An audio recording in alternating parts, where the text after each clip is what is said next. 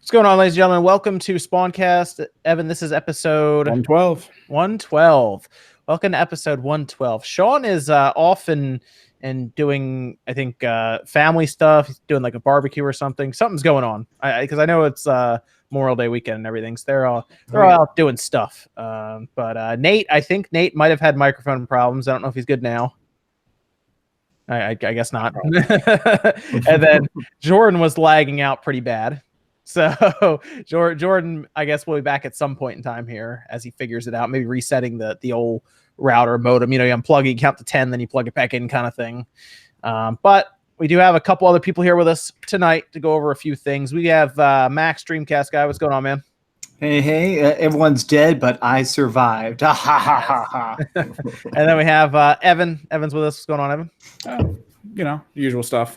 Cool. And then Nate. What's going on, Nate? All right, cool. And and I got OJ. What's going on, man?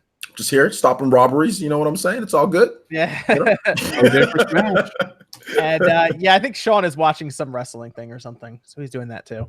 But I saw he was over setting stuff up at a grandparent's house or something. So as Nate works through his microphone stuff, I guess Nate, just whenever you're good, just go ahead and say something at some point. We'll go over a few things this week. We did hear a bit about the PS5. We of course saw the April NPD. Call of Duty's basically leaked at this point, and then I wanted his microphone to be working because people are starting to have some rumblings going on about something he told us a while ago with the Nintendo Switch and Microsoft and their servers and stuff. So I'm sure he'll be back in here soon. But let me just go around. What's everyone been playing this week? What have we been playing? Resident Evil 4 on Switch and Neo 2. So I have the alpha for Neo 2. I didn't actually fire it up yet. It goes till June 2nd, right? Yeah. So you have it for a bit now. See, so I have some time. Okay. Because I haven't installed. I was going to probably either check it out tomorrow or Monday, just to see how it is. Because I like the first one was pretty cool. I like the first one. So, but from what I'm hearing, the second one feels like an expansion almost. It is, and an easier expansion. Neo 2 is a lot easier in my opinion, which kind of shocked me. That is, I figured they would have gone harder on it because they'd be getting the same people back from the first ones. Yeah, it's weird. I can't tell. It seems like every enemy does less damage, and you do less damage as well. But it kind of just gives you more opportunities to dodge. Your mistakes just aren't punished as much. So okay. It feels a little bit slower in that way. Like motion's the same, but just things die slower. But I like it. The weird thing is they recycled a lot of character models. They recycled basically every animation. It is going to be like Neo 1.5. Okay. Well, I'll check the alpha out when I get some time, either tomorrow or Monday. Just see, but definitely before June 2nd when it goes away. And from what I hear, it sounds like it's playing like it's almost like it's done. So it might actually be coming out this year, maybe. My theory right now, my conspiracy theory is that the reason they recycled so many enemies and stuff in this demo is because all the new stuff is still being worked on still. So I'm still betting on 2020. Okay. Maybe it could be like a February release or something, like February 2020, something like that. Doesn't have to necessarily be like holiday or anything with those kind of games. But what about Evan? What have you been up to? What have you been playing? Mostly busy work this week for our own site, but then past that, it's just going back through old games, just kind of competitive things. Got back into auto chess on Dota 2, which probably none of you know about. And then Heard about it. It's enjoyable, except its balance is crap. Apparently, Valve asked them if they wanted to make a standalone game about it, and they said, no, screw it. We're making the game on the cell phone, so we don't need you. So Valve is just making it themselves. Past that, Splatoon 2... Some fighting games, just going back around to old things. Okay, Splatoon 2. All right, very good. Jordan's muted. He's doing a few things. What have you been up to, Jordan? He said, "Give me 1 sec." All right, cool. Sounds good. Nate, what about you, man? All right, cool. Sounds good. What about? I saw Nate pop in there for a minute, and then he faded away. So maybe he's working something out there too. What about you, OJ? What have you been I don't playing? understand how this dude have a cam and a mic that don't work. Like, what's this man out here like the Helen Keller of the podcast? But anyway, Back. A Vincent joke like that rises him from the grave. I mean, I'm just saying, bro. Come on. But, my bad. Man. Helen Keller. Wow. What have you been playing, Nate? What have you been playing? What have I been playing? I have been playing Crystal Crisis. Oh yeah. How's Crystal Crisis? That's what I looked at because they have a really cool physical edition, I think, coming out for it. It's pretty good. I mean, it's basically like a Puyo Puyo, but with crystals. Okay. Yeah, it's pretty neat. What you were playing you played Resident Evil. Yeah, I played Resident Evil Remake and Resident Evil 4. Didn't play Resident Evil 0 because nobody should. Nobody should play. Oh man, you're wrong, and we're 10 minutes into the podcast. Nobody needs to play Resident Evil 0. It's not that good. Isn't that the one that? Wait, that's the one that comes on the cartridge, right? Yeah, for some reason they put the one nobody actually is buying the Origins Collection for on the cart. That is kind of funny. Like that's the one they put on there. Oh man. What you always play some weird, like some like strange indie games. Did you play any of those this week? I played Gunlord X. I mean, it's not a strange indie game. It's an awesome indie game that people should just go to the eShop and buy right now. It's like a 2D shooter, right? Was that on the Neo Geo? It was Neo Geo and Dreamcast. Oh, okay. Yeah, I thought I saw that pop up. And it looked pretty cool, but I didn't actually pick it up. If you say it's good though, maybe I'll try it out because I think it's only like a $10 game, right? Yeah, and it's definitely worth $10. The game's awesome. I had two larger super chats come through. Andy with the 25 saying, "Is this where the party is at?" Andy, how you doing? Andy's with us pretty much every week now, with a larger super chat. So I appreciate it, Andy. And then David Valdez actually with the big $50. 25 is supporting the SpawnCast. 25 is towards Spawnwave's new baby's college fund. Congrats. Here are my questions. Any thoughts on the new announcement provided by Evercade? What about the Polymega? Anyone going to E3? And then thoughts on GameStop. David, we'll go back through the super chats and everything when we go through some of the questions. I just wanted to say thank you for the 50, and we'll go through and answer those definitely about GameStop and the Polymega, definitely, and then E3. So thanks to you too, and then we'll go through the super chats a little later on around 9:30 just to keep things on track for what we've been playing. But what about we're gonna circle back around to Resident Evil 4 because I know a lot of us played that one. But what about OJ? What did you play? What did you play this week? Played Resident Evil 4. Did a video on that. So it's Resident Evil 4. Just overpriced.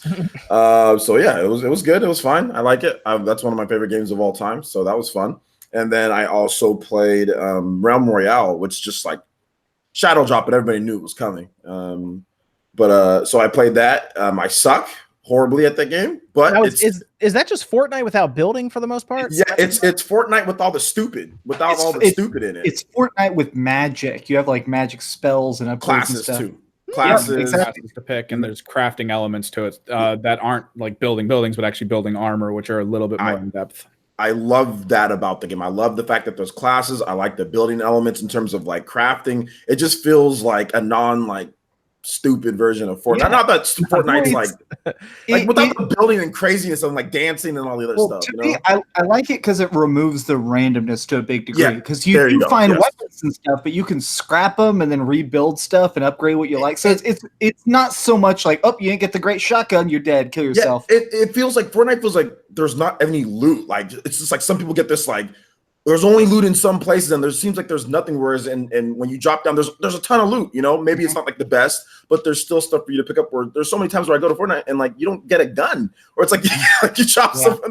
There's barely anything, and you're like, oh, I'm screwed. You know. And this one, there's always loot in every single place, so it's fun. You've got duos, you've got the single, you got the. I played the squads last night. We were getting wrecked, and we almost got first place. One of them, we almost got like with the squad. So it was good. I think I'm actually gonna play it more because it kind of reminds me of like just like I said, without all the randomness of Fortnite and all the crazy building, but it has like a lot of cool RPG elements kind of thrown in there a little bit more. So I like that about Realm Royale more. So that was cool. I played that quite a bit, a couple hours, and I just been playing like Mario Kart. I got second at my local. So I beat that stupid kid in losers. The Joker did it. So Got second. I still can't. Didn't get first, but I got second. I almost reset. Okay. Okay. Yeah, What do you get? What do you get if you win the tournament there? What's the prize there? Cool $50. Oh wow. Okay. hey, that's a game basically. You know? Yeah, dude, that's a cool $50. So it was good. We had our local Oro. We had it Wednesday. So yeah, it was good. So I got past him finally, and his damn wolf. So as long as he doesn't get to learn the Joker matchup, you'll be good. I'm not giving him any Joker practice. I don't go to any of the other stuff. Like I go to one local every 2 or 3 months. Catch me there, bro. He ain't getting no practice against me. Stone Gamer with the big 50 as well, just saying for the League of Legends. So thanks, Stone Gamer. It's for the lulz. Thank you, Stone Gamer. Appreciate the 50 there. And Jordan's back with us. Jordan, is he though? How are you tonight? Is he? Am I laggy right now? You seem fine. A little bit. I think we can work with it though. How are you doing tonight? Okay. If it's kind of a problem. If not, I'll switch to the other computer because for some reason. Yep, there we go. Oh Nice. no! We had it for a little problem. He put his hands up and it was over. Too much movement. It was too much. Oh man. You're gonna switch. Okay, he's switching computers. He's switching computers. That was perfect. It was like first summary. So I because we were in the hospital for about 3 days, I decided to get on the 2DS, that Pokeball one that I got, and I went back to Metroid, Samus Returns, and I want, now that I played that again, because I played back through it, and I like the game a lot. I think the game's like, I think it's only like a 10 or 11 hour game, but I already had a save file again that was like, that I started replaying, so I finished it there. But I would not mind that game going over to the Switch if they're not going to do another 2D one. Like, I'd love to see a new one, but if they're just going to be like, we'll just move this over, I actually would be okay with that. Yeah, like playing it. As long as it's like $20, I don't want that thing for $40. I don't know if it would be that much. I mean, who knows? You know, maybe they want a little extra out of it. Maybe they want like 30. But even if it was just an all digital release and they were like, you know, $20, here you go, that would be actually pretty cool to have that. I think it could use a bump, I think, in like the resolution, just smoothing some of the stuff out, coming from the 240p screen. But I did that, and then I actually went back to, when I got back, I was on like a Metroid kick, or like a Metroidvania kick, so I played Shadow Complex again because I have that on the Xbox One. I love that game. Underrated game, by the way, by Cliffy. Yeah, I absolutely love that game. Then I also played Assassin's Creed 3 Remastered, and then a very tiny amount of Sonic Racing, and a little bit of Sword Art Online. I don't really like Sword Art Online that much, at least the one that they put out. I kind of want to try Hollow Realization. Yes, I kind of want to try Fatal Bullet instead. That's not out for a little bit. I've seen Hollow Realization. Fatal Bullet, I like Fatal Bullet more because it has guns and it has swords. So. Okay. That's the one that I'd like to try out then. If it has like aiming and guns and everything in it, that would be, I think, a little more fun. But I played Assassin's Creed 3 Remastered, and it's not bad. It runs like I remember it from like the 360 days. So I don't know if it runs better on the PS4 or the Xbox One, because I didn't buy the season, because I think if you got a season pass for the PS4 Xbox One version, you just get the game, I think, because it's part of it. But I wasn't going to buy it again on there. I was more interested in having I guess, see Assassin's Creed like that as like a portable game was just interesting to me. And of course, the Switch versions are always interesting to see how they run. And it runs fine enough. Sean got like massively into Assassin's Creed 3 all of a sudden for whatever reason. I don't think he played it even back on the Wii U. But I played it. I played it a lot when it first came out on the 360. I played it actually quite a bit. I bought it launch day. Yeah.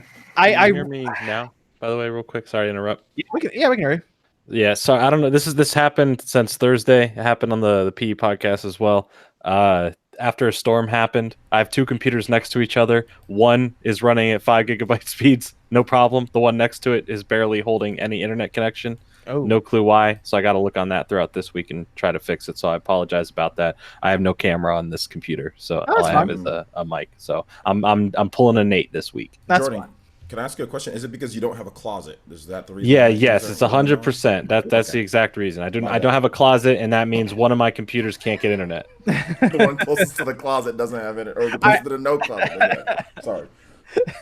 I wanted to see Sean's take on it because he got really into Assassin's Creed 3 on the Switch, but I wanted Black Flag instead.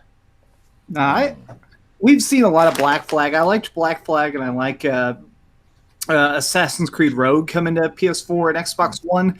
So I was glad that Assassin's Creed 3 finally got some love, because I still think that Assassin's Creed 3 is kind of the black sheep. It's the last time we had like a singular main character and stuff. I didn't play Rogue at all, really. Is Rogue good? I like it. I like it a lot, actually. But you play as the bad guys. You play as the Templars. See, I liked the second one, and I liked Black Flag. Those are my two favorite ones so far. I like Brotherhood. I like Brotherhood a lot. I like Revelations. I kind of like a lot of them, but I feel like once the Desmond storyline ended, it just kind of like ended the series. I think they just have too many. That's my problem. I'm looking at it. There's just too many Assassin's Creed for me to keep up with now. What did you? I don't know, Dreamcast guy. I don't know if I saw it on your channel. What did you think about Liberation? Because it's also on there as well, right? I've never done the full remake. I played the original Vita version, which had the stupid costume changing system, and I was okay with that. But I heard that when they re-released it, they like fixed all the costumes and stuff, and it's a lot more streamlined. I haven't played that version though, so I don't want to say my opinion of it now, because I think the main version that's everywhere is completely different. I want to play that one. That's the one that I want to play, but you have to buy Assassin's Creed 3 to get that one on Switch, I think. I don't want Assassin's Creed 3, it comes but packaged with it. Yeah, it comes packaged. Yeah. But, so you have to wait to see if it goes on sale. Like, I think Assassin's Creed 3 will probably eventually drop in price. Oh yeah, kind of heavily on the Switch. I think it's even just on the cartridge, even, because I didn't really have to download much. They had I think a patch, day one patch, but it wasn't like large. Didn't take long to download, I think. So it's probably everything's just on the cartridge. I want to see if the Switch can start like somehow working into the newer Assassin's Creeds instead of like kind of like a hand-me-down port. It's what it kind of feels like. It didn't even come out with the regular launch of the PS4 and Xbox One port like a month or two ago. Because I would love to see something, because I know you can stream Odyssey to it in Japan. That was like the thing. But I would love to see, like, with next generation, like I know the next Assassin's Creed game, the Viking style stuff, that's going to be huge. I want to see if there's some way, like how like the Doom games are doing it now, to get it on launch, like Wolfenstein, like to get it closer on launch, even if it's a little bit downgraded. I would love to see that style of Assassin's Creed, the more RPG-ish style, come to the handheld systems. I would absolutely love to play a game like Odyssey, where I don't maybe not have time to put 80 hours sitting in front of my television, but I can, in between stuff, moving around, play a little bit on my Switch here and there. I think that'd be really cool. Odyssey has this really great, deep, moving side quest where you have to finger bang this guy's wife, and I really want that on Switch. Odyssey was pretty good though. Yeah, surprisingly still have not really even good. Played it. It's been in my Xbox one time, and I'm like, I'm gonna play it's a long game. It takes a while to get through. Yeah. Like you're playing through it, and then they hit you with the title screen. You're like, wait, I'm like 5-6 hours into this game. Yeah, I didn't care for both. I know the one person, Odyssey and Origins, kind of lost me. They're just so massive, and they get kind of grindy at points. They kind of lost me. Origins. Yeah, Origins was the one I really couldn't get there. I love the lore. I love anything ancient Egypt. To me, like, that is the most interesting one they've done, and I wish it was a little more fleshed out, because it feels like that was the half-baked one with the new style, and Odyssey was being worked on in the background as like the full fleshed out version, because Odyssey to me is like a complete beautiful package, and I wish Origins had a little bit more time in the oven before it came out. So that's why I'm excited for this next Vikings game or whatever, because they're taking another gap year, and the last time they took a gap year was when they changed the style. I hope this time it just means they're putting a lot more time into making the style as complete as it can be, because I really like it. I mean, I love the old style of Assassin's Creed, just button mash and counter and all that stuff, but I feel it's more dynamic now, and I really like the dynamic gameplay this time around. So super quick, while we're on the topic of Switch ports and remakes and stuff, I wanted to ask OJ a question specifically, but everybody also, which is the Star Ocean news. We're getting a remake of this Star Ocean First Departure R, which I'm lucky enough to have actually found the first printing that's super rare. Yes, I've never been able to beat the first two Star Oceans. They're really difficult in a good way, but I'll be honest, I haven't beaten them. It's grindy. Grindy. You got to do some of the side stuff in order to kind of get through. But yeah, I don't know if this was a topic or not, John. I mean, we could go over it now. Yeah, I mean, it was news that broke earlier. Yeah, it's pretty crazy. This game has a crazy story, which I'm pretty sure Dreamcast guy know about. But I mean, yeah, I know the story, but I haven't beaten them yet. Yeah. This is the original game. It's getting a remake. This is a remake of a remake, by the way, guys. Okay, that we're getting on PS4, and it's a remake of the original game that never released here in the West. Yeah, that's what makes it so kind of rare, and even that release is very rare. I have it.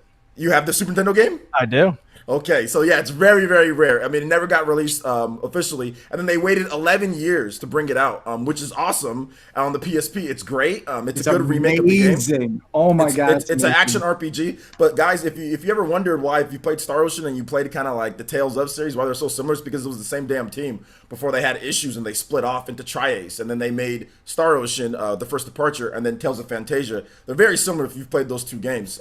So it's cool to see them kind of say, okay, instead of like Faithless Integrity or whatever, that game was, I don't know if you like the Dreamcast guy, but that game sucked. I hated it. It was so weird too, because you could see they had so many ideas that oh my god. It's like 6 players all fighting at one time. That's cool, right? But it's just, it just doesn't work. It just doesn't work. So they said, okay, let's just go back to the good Star Ocean games. So hopefully this one comes, and then the next one. But yeah, I'm actually super excited about it. I've played the PSP game, and I think it's great. And I'm happy that Square Enix is looking back to some of their really great games in the past to bring them back. And they can even make that one that you have, Dreamcast guy, is really good, but they can even make that one better. There's a few things in that one, they can even make it better. So I'm actually excited about that.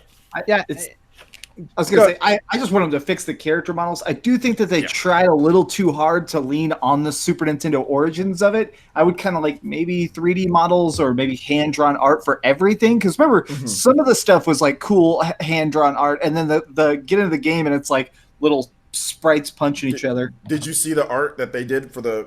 they redid that original, the character art. That's redone. So that is actually new from... the original, or from the PSP. I keep on saying from the PSP release, which is a remake of it's a remake of a remake. Yeah. so yeah. I had to make that one on the Super Nintendo. I had to make it because it's the English version that I have on the Super Nintendo. But I actually had to build it, and it's a big game.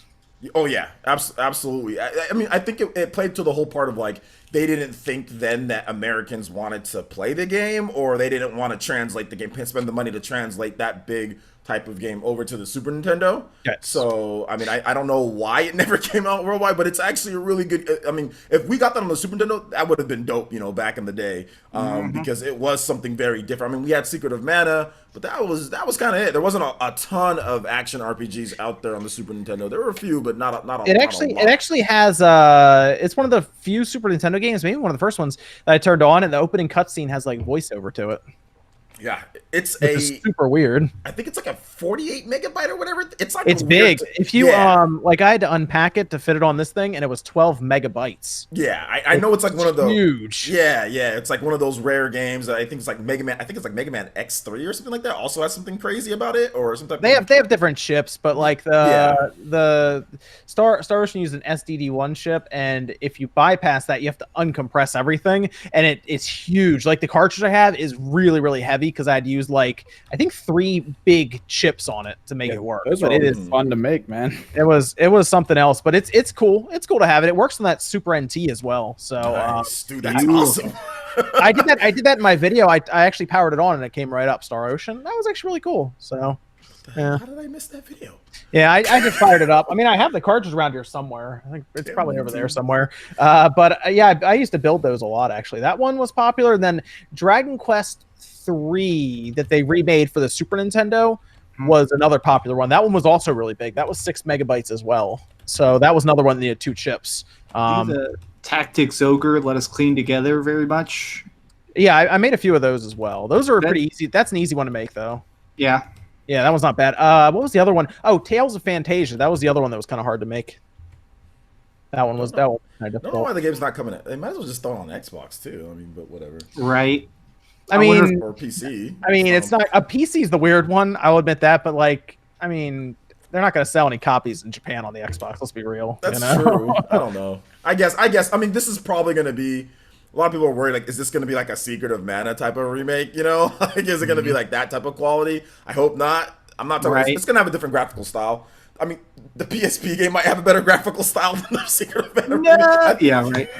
I think it kind of does. I mean, to be honest, the graphics aren't better technically, I guess technically wise, but like the game actually looks better. Yeah, I found this for $5 a couple months ago, and I'll be honest, I don't think I played more than the first 10 minutes because I turned it on and it just looks so. It's like an Akira Toriyama nightmare. I was like, yeah. it's like Akira Toriyama, like the budget Akira Toriyama said, "Hey, I'm gonna make a game today." Yeah. You know, or I'm gonna draw the art. I am Tora Kurawama. Like, Tora Kurawama. He said, "All right, let's go. Secret of Mana, let's do it." I swear that game was made on a shoestring budget, as in like all of people come it was like a Kickstarter game almost. You know what I'm saying? Like it felt so low budget with some of the stuff in that game, which is atrocious for that type of game. Because Secret of Mana is not that style of game. When it came out, it was groundbreaking. Did they say if that was coming west already too, or is it's just announced in general? Confirmed for the West. Okay, Yeah, they have the English site up too, or the website's up. But yeah, it's confirmed worldwide. That's cool. That'll be neat. That'll be fun when that comes out. Oh yeah, it's gonna be fun. That battle system's awesome. Even if you go back and play it on the PSP, you're gonna have a ton of fun. Okay, cool. Don't play the PS4 version though. Don't play a PS4 game. Don't play PS. don't play that game. It's gonna turn you off on Star Ocean. it's cheap. I'll say if you end up just like if you see it goes on sale a lot for like under $10. I'd say it's worth under $10. You won't beat it, but it's all right. You'll turn it off before you beat it. Yeah. I remember I played Star Ocean on the 360, the one that had like multiple discs to it. And I thought it was average. They brought that one over to the PS4 as well, and actually it looks pretty good. Yeah. I actually really like that one. It's my favorite one, but it's not by like a lot. I like the second one too, but in terms of the newer ones, I like Star Ocean 4. I 100%. I like. Oh, does this mean that the one from the PlayStation 1 gets a remake?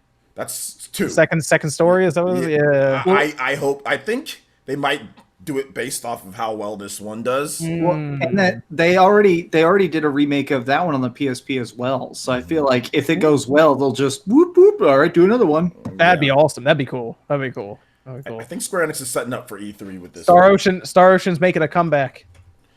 I'm down for it. It almost crashed and burned with the last one. So It almost crashed and burned a couple of with the plot twist at the end of Star Ocean 3 where everything turns out to be a video game inside a video game. Yeah, that was stupid. I remember that. I was just like, oh, okay, sure. Star Ocean 4 really pissed people off with the timed exclusivity. It's like, what? This is on Xbox for like a whole like year and some odd whatever. Then the PS3 version came out. Then they changed the art. Like, there's been a lot of weirdness going on with the Star Ocean franchise lately. The last 3 entries have all been some type of controversy or something weird with it. They've never had clean releases for a while now. So, let's go through some of these super chats. We're getting to some of the different topics here. Actually, Jordan, what did you play this past week before we do that?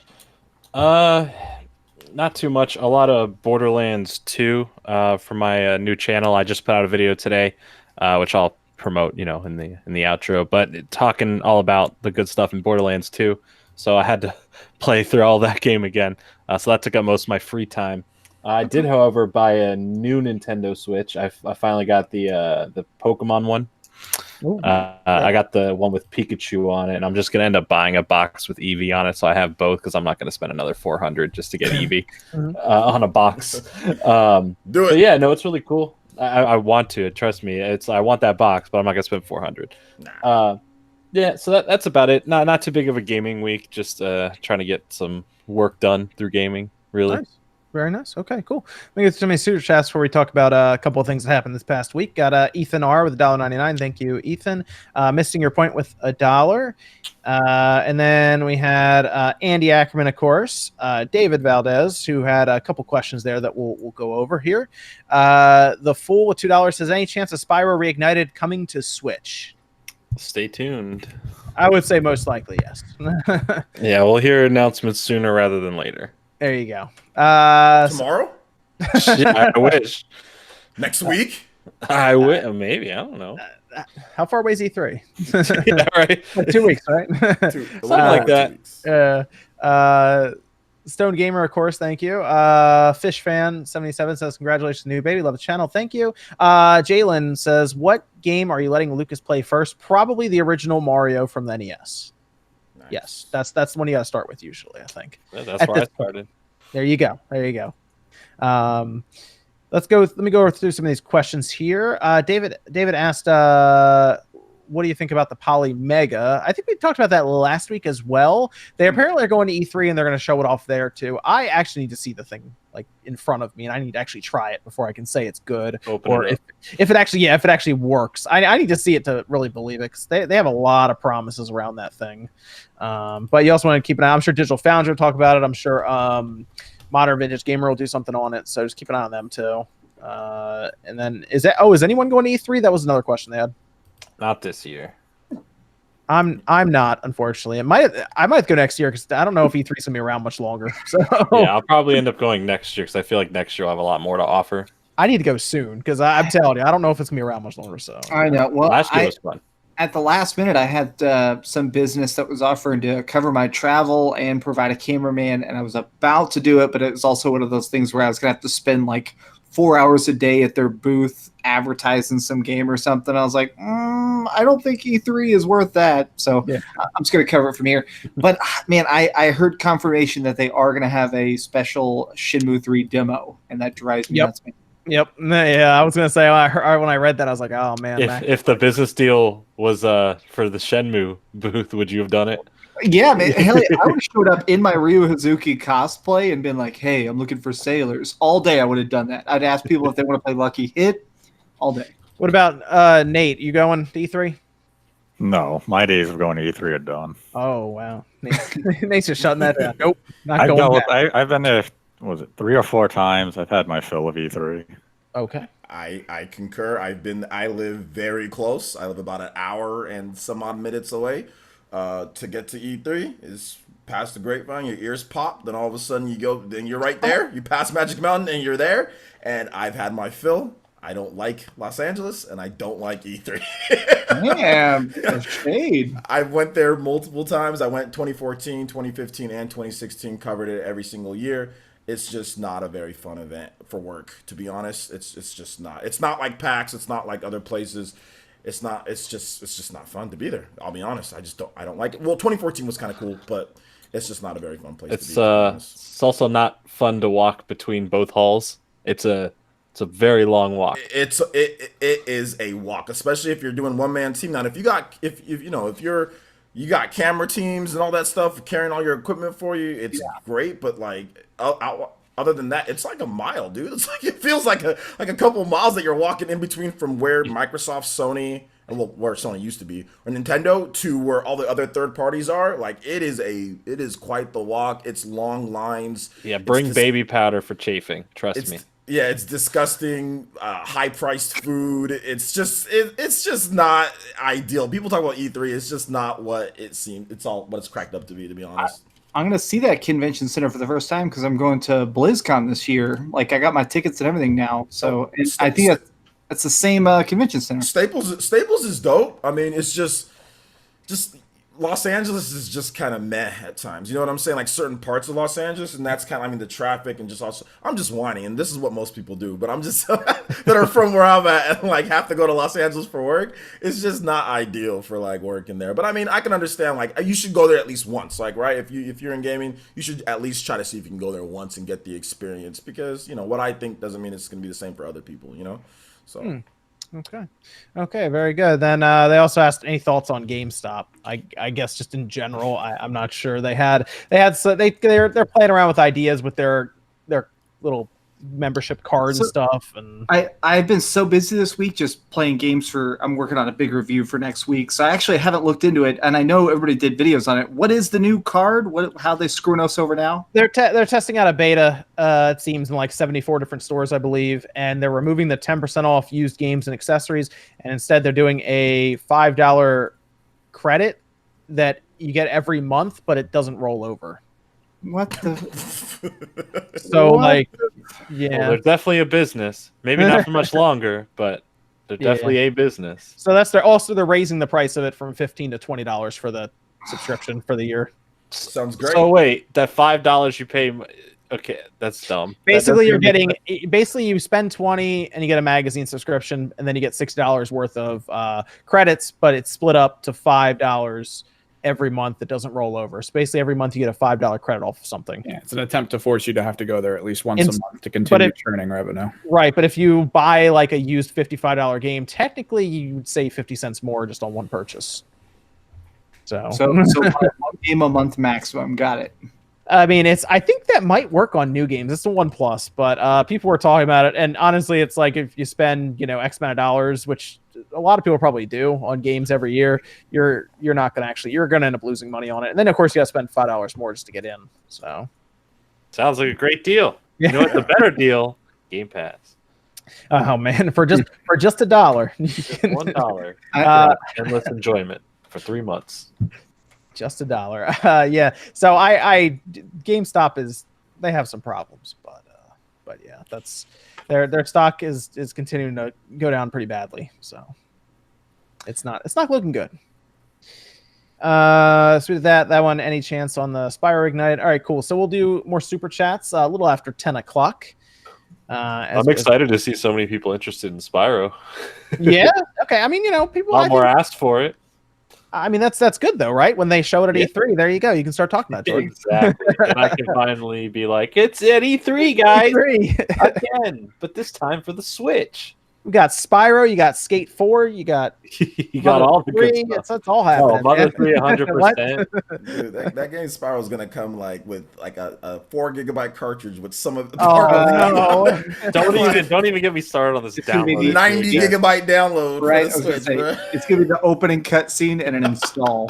Oh man, it's gonna come with the SD card with the game on it. Like it's not even gonna. It's just come with one of those releases that you open it up and it's like we didn't want to put on a card. Here's a code. Yeah. Just download it. The one thing I have noticed, just so everyone knows, I mentioned this in a video at one point. For some reason, I keep going back just to check. Walmart keeps putting their games on sale, like just have them on sale. Like I walk in and they don't even have a sale price; they just have them at that. So like, what came out recently that was a full price game? Like Rage 2. Rage 2, yeah. When that came out, I walked in. It was $49. Really? Like it wasn't even a full 60. It was just 49. I have no idea why, but every game, Saints Row the Third on the Switch, instead of being 40, it was like 32. I don't know what they're doing, but take advantage of it while you can. If you want a new game and you don't want to spend full price on it, and you want it new, check out your local Walmart, because honestly, maybe they're just trying something. But is it all Walmarts or just certain Walmarts? The one near me, every time I walk in, because I thought it was a mistake at first, but every time I go there, when a new game comes out, Sonic Team Racing was like $31 or $32 or something. It's like they're all just cheap for some reason. I don't know why. You don't need a card, you don't need nothing. You walk in, you just buy it. They're just happy you're inside Walmart. Yeah, to buy games. Yeah, and you know what? To be honest, I'm looking. Oh, hold up. And I don't even know if it's online. I think it might just be in store. I don't know. It's weird.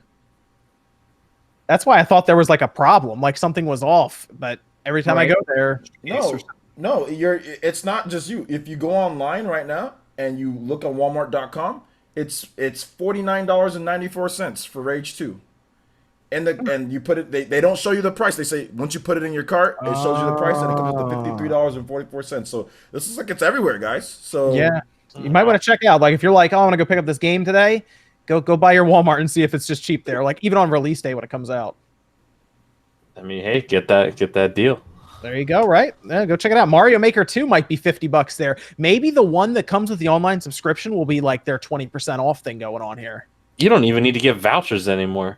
Yeah, right. Exactly. See, there you go.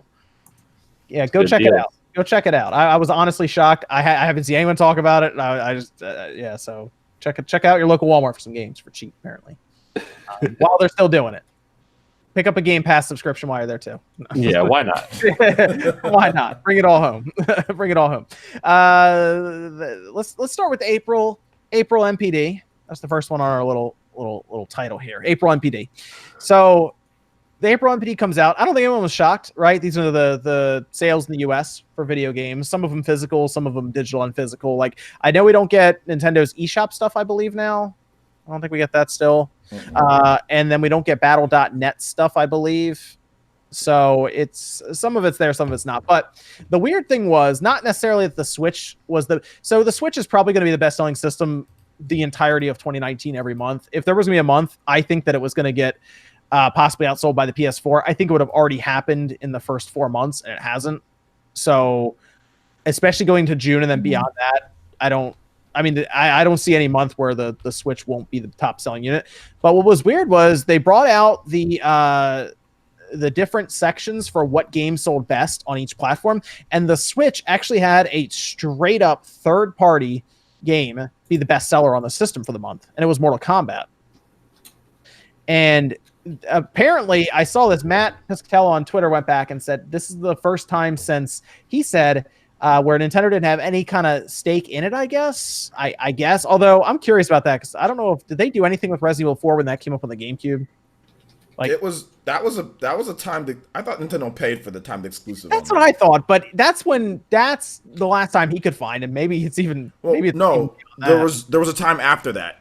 Madden, in 2008, I think that was #1 on all platforms, even on the Switch. That was the #1 game. So on on the GameCube, that was like on the Wii, Madden All Play on the Wii. Okay, on the Wii, Madden 2008. Yeah, that was like the top game for all platforms and the #1 game, and it was it sold the most on Switch in that month that it was released. So it's been 11 years. Yeah, 11 years. Because I mean, the last time technically was, I guess, like Mario plus Rabbids. That was, they said that, but Mario plus Rabbids wasn't #1. I think overall it wasn't #1. I mean, it also had Mario on the front cover. Yeah, it had Mario on the exactly. So I mean, I guess it's not necessarily 100% real, since it's a license for Mario. A lot of third-party games, if they had Mario in them, would do a lot better, Yeah. So that's one I look at and I go, eh. But yeah, this was impressive because it shows a third-party game actually like selling well, and it was a mature rated game. That's what he said. This is the first time it's been a third-party mature rated game since Resident Evil 4 on the. That's what I'm looking at now. That's what it was. Mature rated. That's okay. Yeah, that's what it was. Yeah, mature rated third-party game on a Nintendo platform that led the way for the system that month. Resident Evil 4 on the GameCube. Okay. That makes more sense. All right, now I get it. That makes a lot of sense. I get it now. It's interesting, though, because it does show the third party actually selling on the Switch, which is something that was a criticism for Nintendo's platforms for a little while, is that third-party games don't necessarily sell there compared to Nintendo's first-party stuff. But Mortal Kombat did, which is interesting. What do you guys think about Mortal Kombat, though? Kind of topping the Nintendo's own charts there. And actually, technically, I guess, in general, cumulative between everything, Mortal Kombat 11 was the best-selling game that month as well. I think it's just partially Switch is kind of having a dry year right now. There just hasn't been too many giant explosive games, I think. Just a personal outlook, and I know I liked Arlo's video on the topic where Switch keeps selling. Switch is getting great port, but it's not like we're getting Mario Kart 9 or anything. We're about to get Mario Maker 2, which is going to be freaking crazy awesome. But I think it's right now a lot of Switch owners are wanting a big new game, and all of a sudden that came out. Everybody's been sitting on a ton of Switch money, and they were like, all right, now it's time to rip some faces off. That's my own personal theory, and it's also the fact that it's freaking Mortal Kombat. Like, it's a great fighter in your pocket. Why would people not buy the heck out of it? Their port was pretty good for it too. I was like, for what they're working with at the time, and it being a third party port company, they did pretty good, I'd say, with it overall. Apparently, it's been improving through patches, just adding in all the little details that they can finally squeeze into it. Nate did a good job covering that too in his video. Yeah. Where Nate, you said they had like extra damage, like the damage throughout the battle was added, and they added in some extra the last patch you see the actual damage done to the character models, because when it launched you didn't see like the cuts on the faces or the damage done to the outfits. Then they patched that in. Yeah, I did see Arlo's video on that as well, Max. I do think that the Switch is going to be way more like backloaded for 2019 in general. Like starting in June, it seems like already June, July, and August, like those 3 months through the summer are already pretty packed. And then we know there's like Animal Crossing, Zelda, Pokemon, Luigi's Mansion. I'm probably Town, I guess. Well, Fire Emblem, Marvel Ultimate Alliance. Yeah, but we assume Universe Online. Yeah, we assume those are all in the summer, and then the other ones that I said were going to be in like the fall, I guess, after August with Astral Chain. It looks very, very backloaded for 2019. So you might have something there, Max, where maybe it was. People were just looking for something big to buy, and they were like, "Oh, Mortal Kombat's still Mortal Kombat." It's like, cool. I'll pick up Mortal Kombat. But it's still a big deal. I think my question is, the Switch it's getting up there in hardware sales, right? Like it's gonna pass the Xbox One before the end of the year. I think anyway. Like overall, I think before the end of the year we'll hear about it passing the Xbox One. It's past the PlayStation 4 in Japan now. When do you guys think third parties will be like completely on board with the Switch? Like you don't even have to question if Madden will be on the Switch, kind of thing. Never. It's Yeah. never. Oh, gonna get yeah, Really? I don't think it's happening. That's Same. amazing. Well, and part of the reason I think this is because I do think a lot of people right now are ramping up to figure out what the Xbox 2 and PlayStation 5 are going to be. Like, a lot of developers still have no idea what this is. There's a couple prototype consoles that are out there, but I mean, it's not like Joe Schmo Madden developer knows what that is. So I think right now they're kind of just going, let's wait and see how big of a leap that is, because maybe we can make stuff that's cross-platform easy. Maybe we can't. If it's really cross-compatible, I think they'll get more on board with it. But for some reason, people are just skeptical of it. It's interesting because you feel like if the Switch was at like 80 million units, you feel like at that point, like an EA or something goes, yeah, we'll throw them something other than FIFA. Right. Yeah, at that point, even if you say, "Oh, we can't put Madden on," like, no excuses. Like, they're gonna find a way at that point just to port any version of it. It's an interesting thing to see that because whenever like you see a third party game coming up, you wonder if that Switch logo is going to be at the end of the trailer or not. You know, I think a lot of people were surprised when Mortal Kombat had the Switch logo at the end. Yeah, blew my mind. That seemed to surprise a lot. Very of people, confidently, yeah. Yeah, because that's, I mean, there's WB. You're like, oh, maybe WB is a bit more on board with the system now. It's interesting. Are the Arkham games on the Switch? The first two? No. I think that'd be pretty easy to port them there. I think that'd be good to just throw on there to see what happens. Why not? Yeah, they could throw it on there for what, 20? They probably wouldn't do that. They probably throw it $30 for both games. I think that'd be fair. I think it'd be all right. I mean, you can get both it. games, you It's get on both Game games for Pass. 30? Yeah, but you can get them on Games Pass though. Both Oh, on see? Game Pass, though. For just $1. But on the Switch, I'll take Batman on the go for 30. I don't think they do that because, like, you mean like Batman Arkham City? Yeah, Asylum and City. Yeah, I mean, like, the port would actually take. I mean, it's not like it would be like they can do it, but I mean, it would take work. Like, you can't just. Well, I mean, I wasn't expecting them to just be like, well, whatever. If it's that's why I don't think they charge 30 for it. I think it'd be more expensive. I think. Remember how long it took them to do the Return to Arkham collection had problems for like a year and a half or whatever. So. Okay. I was just curious if there'd be a point in time where all of a sudden, like, the Switch crosses a magical number, and then all the Western third parties start putting their stuff on it. You know what? Maybe we do put Call of Duty Modern Warfare on here. That's another thing we're going to talk about here soon. It's Call of Duty. It's Call of Duty. I don't think they're going to, just because it's still I think it's still an architecture thing. When I talked to some developers beforehand, I mean, it's still an architecture thing with them. It's still a thing to where they're just like, they don't need to do it. It's not needed because there's already, that's like four systems. Do they need 4 systems? Not really. They're just a lot of them are just content with PS or PlayStation and Xbox. And because a lot of these are technically live service games past their single player aspects, it's more servers they have to put up specifically for the Nintendo. Also, does the Switch necessarily make sense for a live service game as much? Because it's a portable system you take outside your house sometimes. I mean, the DC Universe Online community seems hyped about it. That is coming over. Yeah, that is kind of funny to see. Yeah, but the 6 guys that are actually still working on that game after these last decades are just like, how do we make ourselves see? We still need a paycheck. My fiance logged in that game and flew around Gotham City, and there's like 4 players online. Hey, we were on board with that game when it was out on PC. Evan and some others, we were on that thing. I paid $50 for that game. That's how much it cost when it first came out. You had to pay. You had to buy it.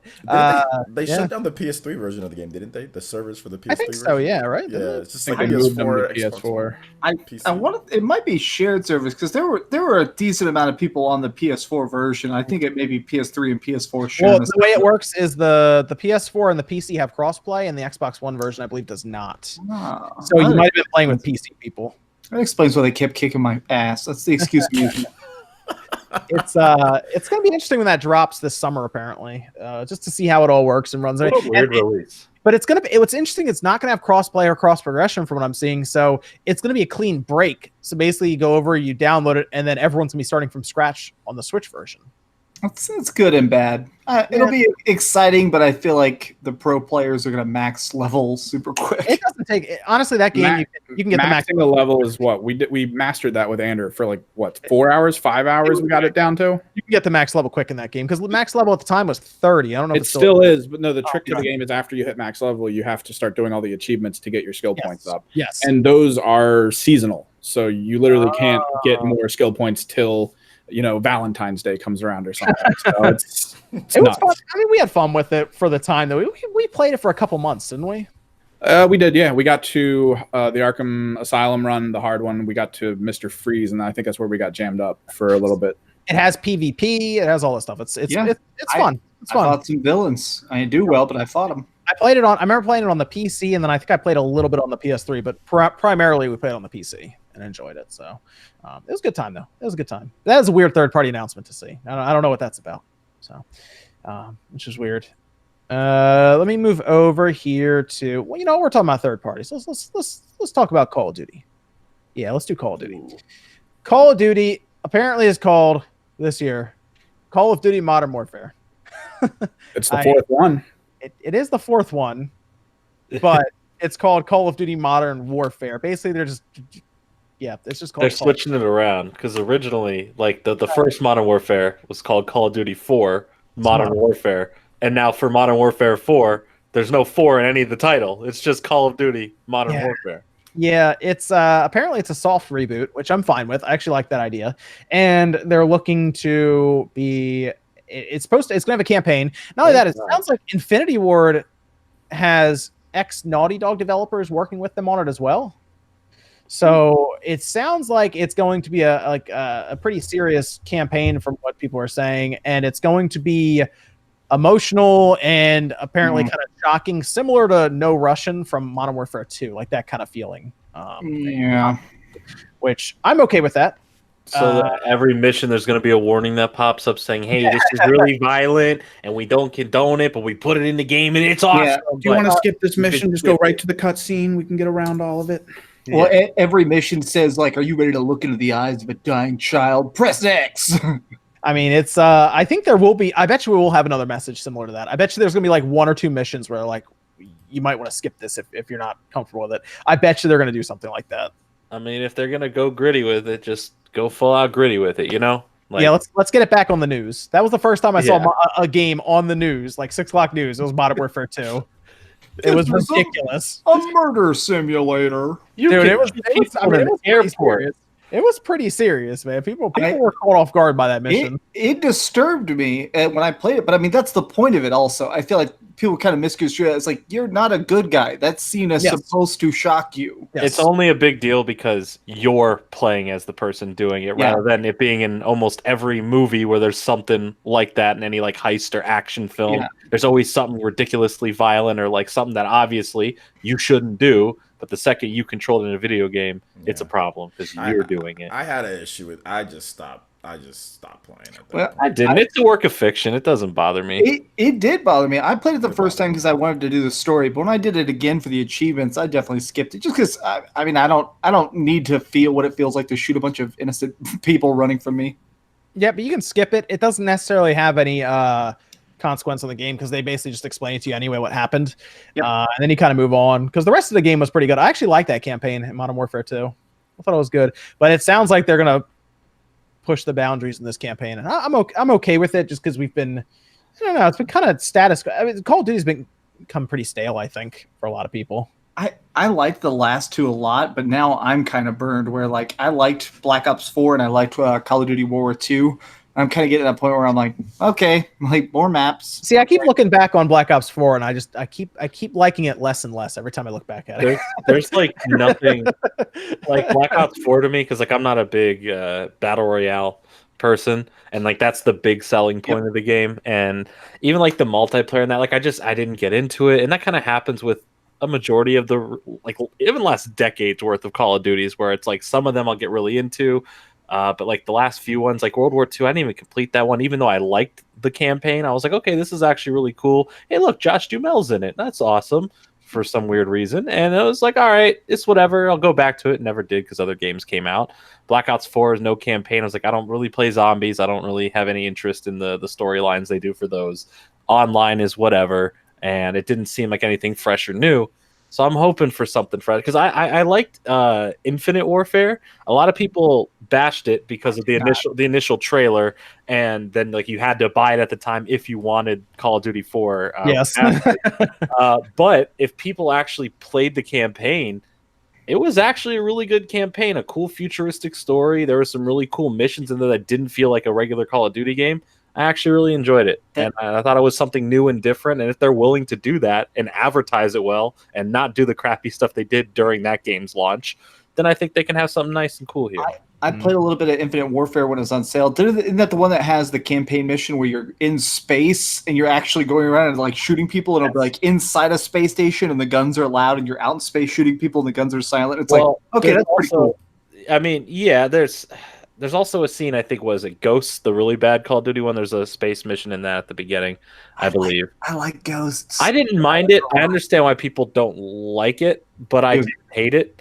It was all about campers. It was broken for campers, dude. And I'm never a big like online person about these games. I look at them as I want a good campaign first and foremost. Yes. I love the campaign in 4. Like when 4 hit the scene. That was amazing. Yeah. And then I feel like years and years after, people are like, oh, who plays it for the campaign? Like I do. That's what hooked me. The multiplayer is fun. But you got that campaign. Then you have Modern Warfare 2, which I love the campaign for that.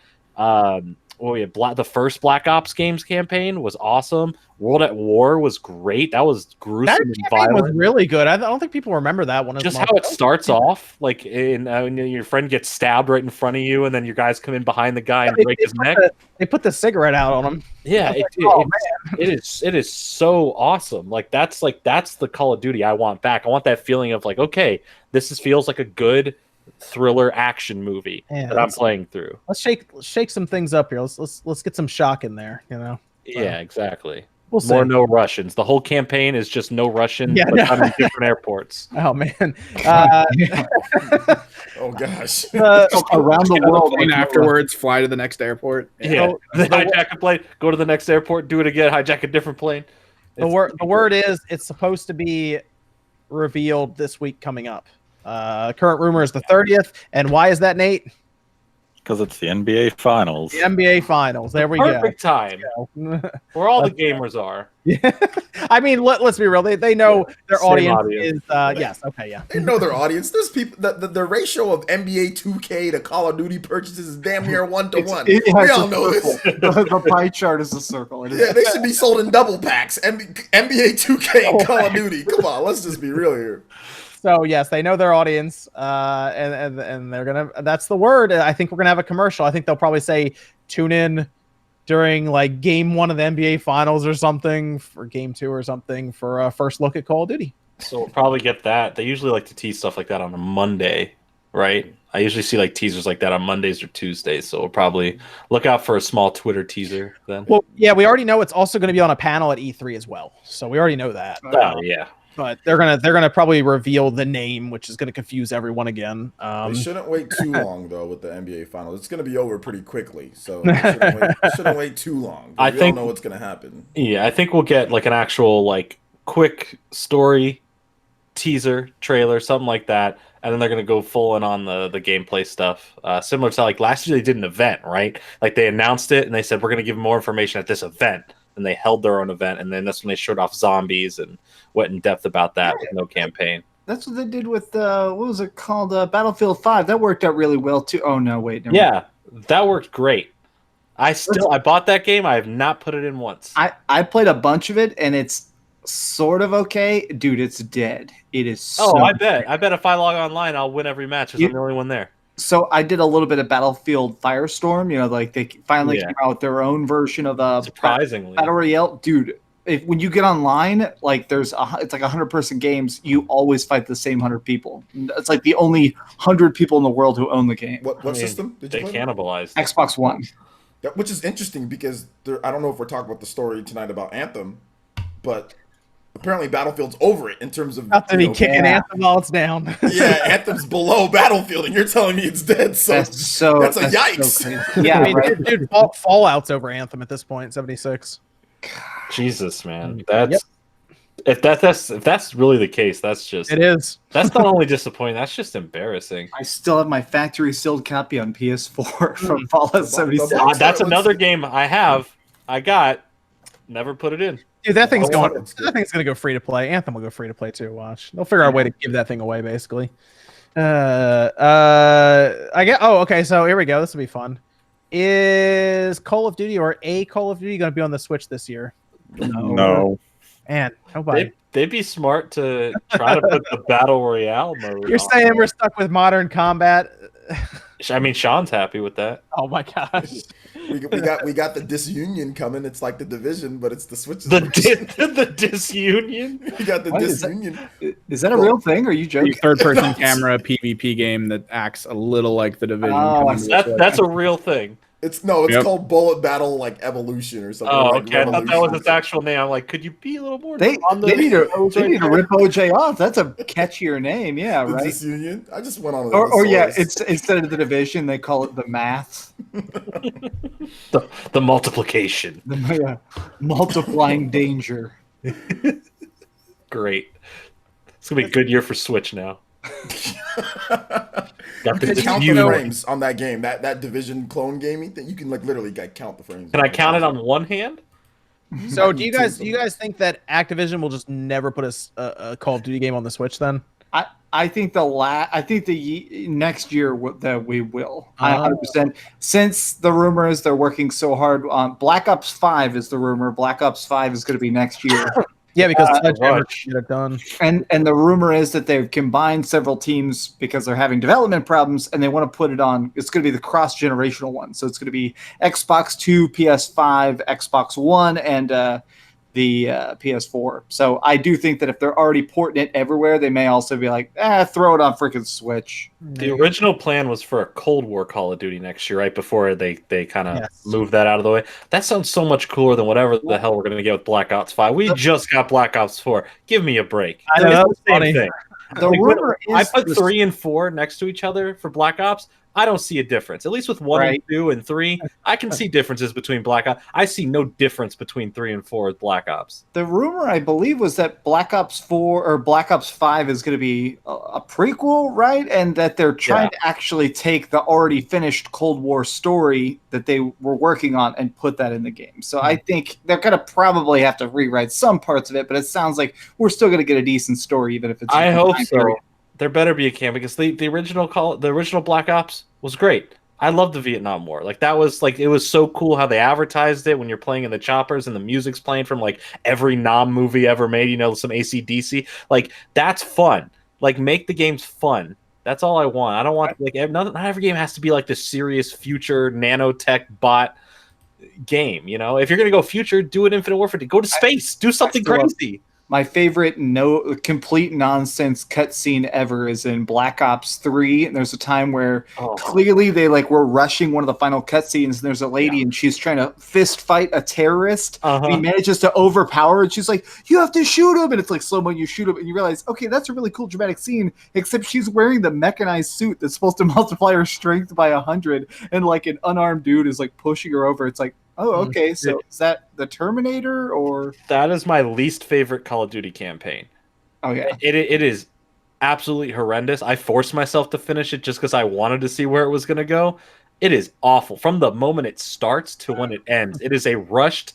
Like I think maybe for good reason they took a campaign out of Black Ops 4. This is Black Ops 3. They clearly didn't know what to do with the story. They're like, oh, there's drones. Drones are popular. Look at these drones, guys. I'm like, great. Drone. That's great. You have a cool system that can throw a lot of drones at the air at one time. Very cool, guys. Let me let's go through some of these super chats real quick. Steven says thoughts on Bloodstained backers controversy. Ooh, what's the controversy? It has to do, I believe, with DLC that's being offered because I think they laid out a roadmap for DLC now, and I have to look into it a bit more. I saw that super chat pop up, and I said, let me look into this a little bit. It seems to have to do with them allowing, I guess, just the public to buy DLC that would have otherwise been kept private for backers. Oh. I mean, that's lame as hell, but not shocking. I need to look into it a bit more to verify, but that appears to be what the issue is currently. Is that there's a write up from PlayStationLifestyle.net. Ritual Knight's backpack DLC has caused a stir among Kickstarter backers, which does talk about 5.0 Games has announced Bloodstain post-launch DLC plans, which include quite a lot of free content and a $9.99 pack that allows players to take on Igarashi himself and unlock the Sword Whip weapon. Sword Whip. So it says, yeah, Sword Sounds Whip. pretty dangerous. So I'm a backer of the game. Do I get that DLC for free or with my backing copy of the I game? assume the controversy is like you still get it for free because you already paid him back. It says people- this is actually it appears written by the brand manager for the explanation for the move on Kickstarter, saying it wasn't just about the money, saying to try and be as transparent as possible, making this content available to everyone who wasn't just about making money. I mean, obviously there's a part of it, but the chief things I was considering was making sure everyone had a safe and legitimate way to get the full game experience, no matter when they find out about Bloodstained, whether that's 5 months ago or 5 years from now, and that we were being respectful of price backers originally paid, hence the DLC pricing. Can't they keep it as a backer exclusive for a little bit? I wish they would keep it forever. So I'm really getting back into World of Warcraft because World of Warcraft Classic is about to come out. And way back in the day, the first people who bought it got a little special Diablo pet that would have them in the game. And only those people have it. And it's like a special reward of, oh man, you guys are the first 1 million people to pick up this game. Like, I definitely think that early adopters getting a little bonus reward that nobody else ever gets, that should be fine. But apparently this is like a lot of stuff though. Yeah, okay, sorry. I thought it was like a couple little cosmetic things. It's as far as the free DLC. Okay, no, they have free DLC. This is it's a backpack. They have a ton of free DLC apparently that's coming. Speedrun mode, outfits, boss rush mode, online, local, co-op, and versus mode, roguelike. It's all DLC that's free. Why not just? And then there's the $9.99 one that's that I guess was going to be just for the Kickstarter backers. Interesting. Yeah, some people responded saying they felt pressured to buy in a higher tier to make sure they got the content and everything. Now it's gonna be available to just buy anyway for $10. That's tough. Yeah, it does sound a little bit scuzzy in my opinion. Because It's not about the money though, guys. But I mean, what dude, this game is so old. I don't even remember what I was supposed to get with the tiers that I just paid 60 for. The game is so I don't even remember everything. I'm looking at old messages. I'm using emails that I didn't even use before. I'm like, right? Dude, wasn't originally it was one of the things was it was going to be on Vita, right? That's how long ago this was. Vita and Wii U. Dude, I backed something once, and when it finally was done, there was supposed to be some perks or rewards to it, and after I got it, I was like, wait, I thought there was going to be some other stuff. So like I emailed them and they got back to me and they're like, oh yeah, we were supposed to have other stuff, but like we kind of forgot about it because a lot of people who are going to claim it after they got their rewards didn't end up claiming it. So we all forgot about it. Do you still want it? I'm like, hell yeah, I still want it. I paid for it. And they're like, oh, okay. What do you mean? Yeah, we paid for it. Yeah, so this is out June 18th and then June 25th. June 18th on PC, PS4, Xbox One, and then June 25th on the Switch. So I'm thinking, I guess I'll get it on both. I guess. Yeah, I could have. I wanted to change my one, like change what copy I got to back to Xbox One. I had it on Xbox One, then I switched it to Switch, and then I want to kind of change it back so I can get it. I'm just like, whatever. Get it back, yeah. I'll just buy the Xbox One version of the game and just get my Switch copy later or whatever. Or it's gonna come in the mail, so. I'll probably do digital on PS4 or physical on Switch if I can. Everybody wants that cartridge, man. It's that cartridge. I just now that I've moved and I have all my physical Switch games up, I don't have that many physical games. I realize. Yeah. Also, it's cool to get it on the cartridge. I don't know. Bob Jones with $1. Thank you. Spaxer says always fun to watch right after I get off work. Andy Ackerman saying trolls, get on with your life. Dreamcast guy and Player Essence both have my support. Oh, good. I have really bad motion sickness today, so I don't have chat up. I'm sorry. Normally I like to read chat, so I'm sorry if anybody's telling me I suck. I can't even see your words. Yeah, I don't have the chat, to be honest. I don't have it on, but thank you. I appreciate the support, guys. It's been fun tonight banning people. It's been pretty good. Yeah.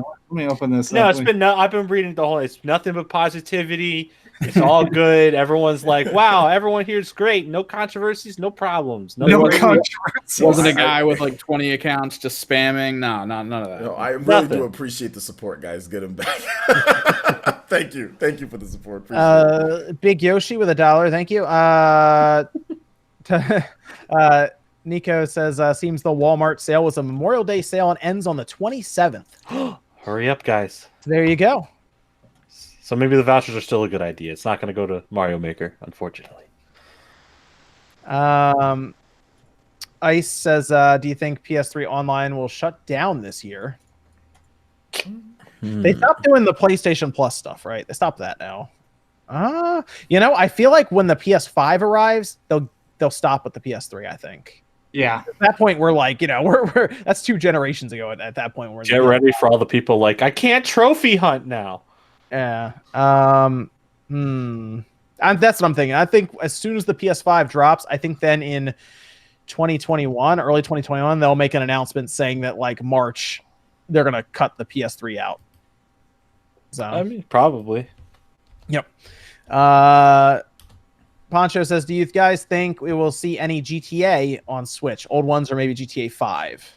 Yeah, I think we'll. Well, I think what we might see is something like GTA San Andreas or Vice City. One of the PS2 ones maybe as a port. And then I do think that, like hell, they're probably trying to get GTA 5 on there. They're probably going to get the PSP ones that were later ported, the Liberty City and Vice City stories. Those are great, dude. Legit, they're great, absolutely. Vice City Stories. I kind of want to play Vice City. I want to play Vice City again. That'd be fun. It's great. Can you imagine? Like, I've heard a lot of rumors with 6 over the years of what they're going to possibly do. Like, it's going to be a cross-country thing, multiple cities, all that stuff. Yes. I would love Vice City redone in any similar way to how Grand Theft Auto 5 looks. They got to do Bully 2 first. Yeah, one day. That'd be nice. One day. That would be nice. I'd be on board with that. Was he in middle school in that game? Yes. Yeah, he's like a charter school, right? Because he had to wear like outfit and everything. So I'm trying to figure out his age because maybe they can just put him in high school. I think the best version is still on the Xbox 360 with backwards compatibility, I think, for the Xbox One. I think that's the best way to play it still, even over the PC. Well, there you go. It's weird. We need a Bully 2. Yeah, they kind of just let that franchise go to the wayside.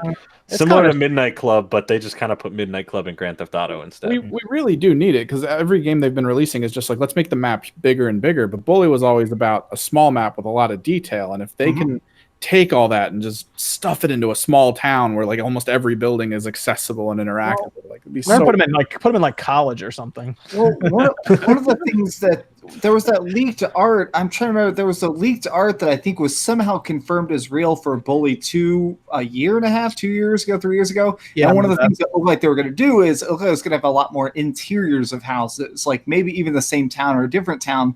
Same scale, but more of being able to go into places and talk to and do more side quests. Because I love Bully, but other than like chores and the main missions, there wasn't like a lot of like random stuff. Wasn't the whole idea of that game was to be like a teen-rated Grand Theft Auto, essentially, was to be able to do it that way? Yeah, so I guess they'd probably put him in high school then.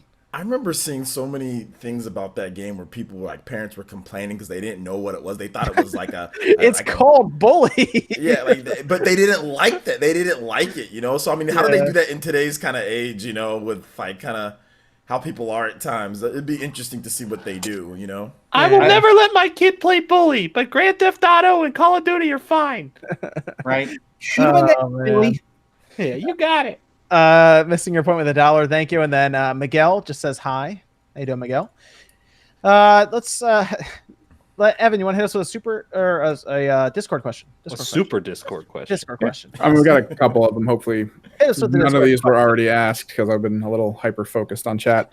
Can y'all get Scott Waz on the SpawnCast? We can try. I'll ask him right now. Hold on. Yeah, I'll ask him right now. Hey, all. Scott here. He's in our he's a buddy of ours. Mini chat. Yeah. So people are asking. I want to bring this up just because I've seen so many people like talking about this on Twitter. My PS5 vid.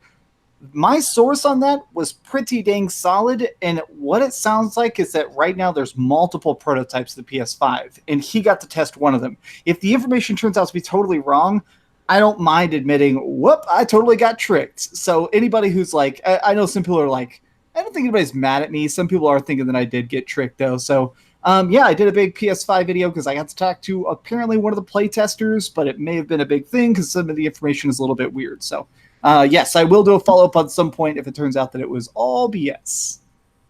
There you go. Okay. Get Arlo on. We'll work on Arlo too. There you go. Okay. Tell you what, I'll work on getting some kind of video in the near future or something where we get everybody together and we talk about stuff. Well, okay, I'll work on that. All right.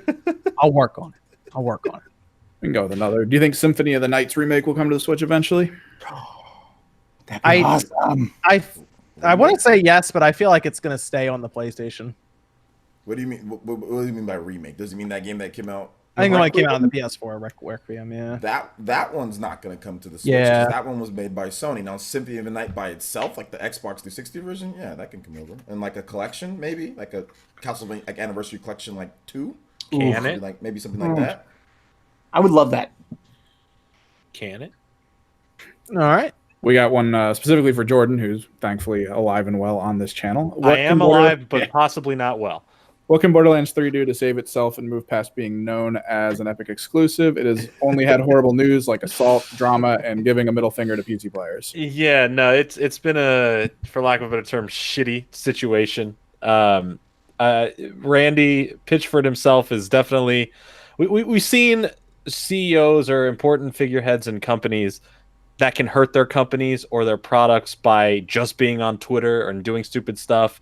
And now there's the assault allegations against Eddings, and there's not a lot of good. What can it do to save itself? Be a fantastic game.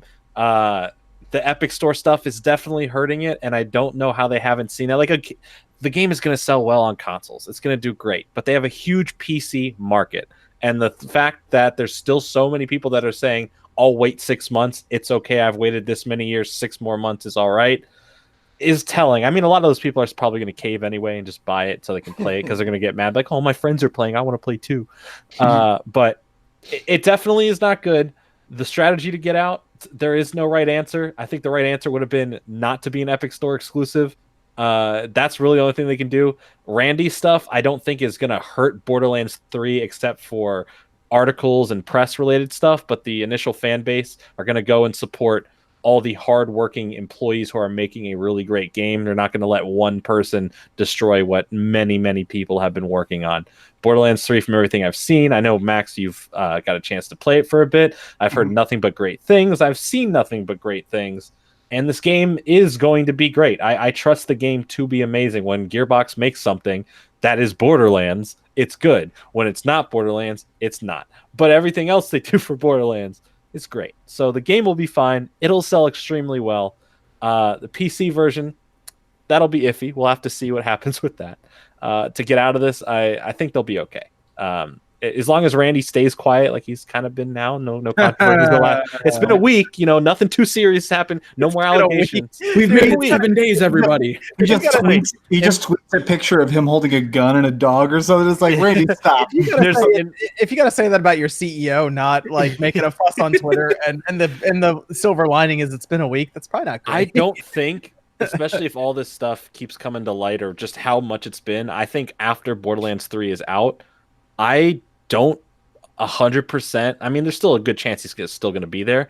I could see them forcing him out and not being there. My question is, does he have to be there? Well, so the thing I'm hearing is that he is the top dog there, and it's not really possible to force him out. Is what I'm hearing is that literally he will have to willingly get off the boat. Take 2K. I think may have something to say about that. Right? They'd be like, exactly.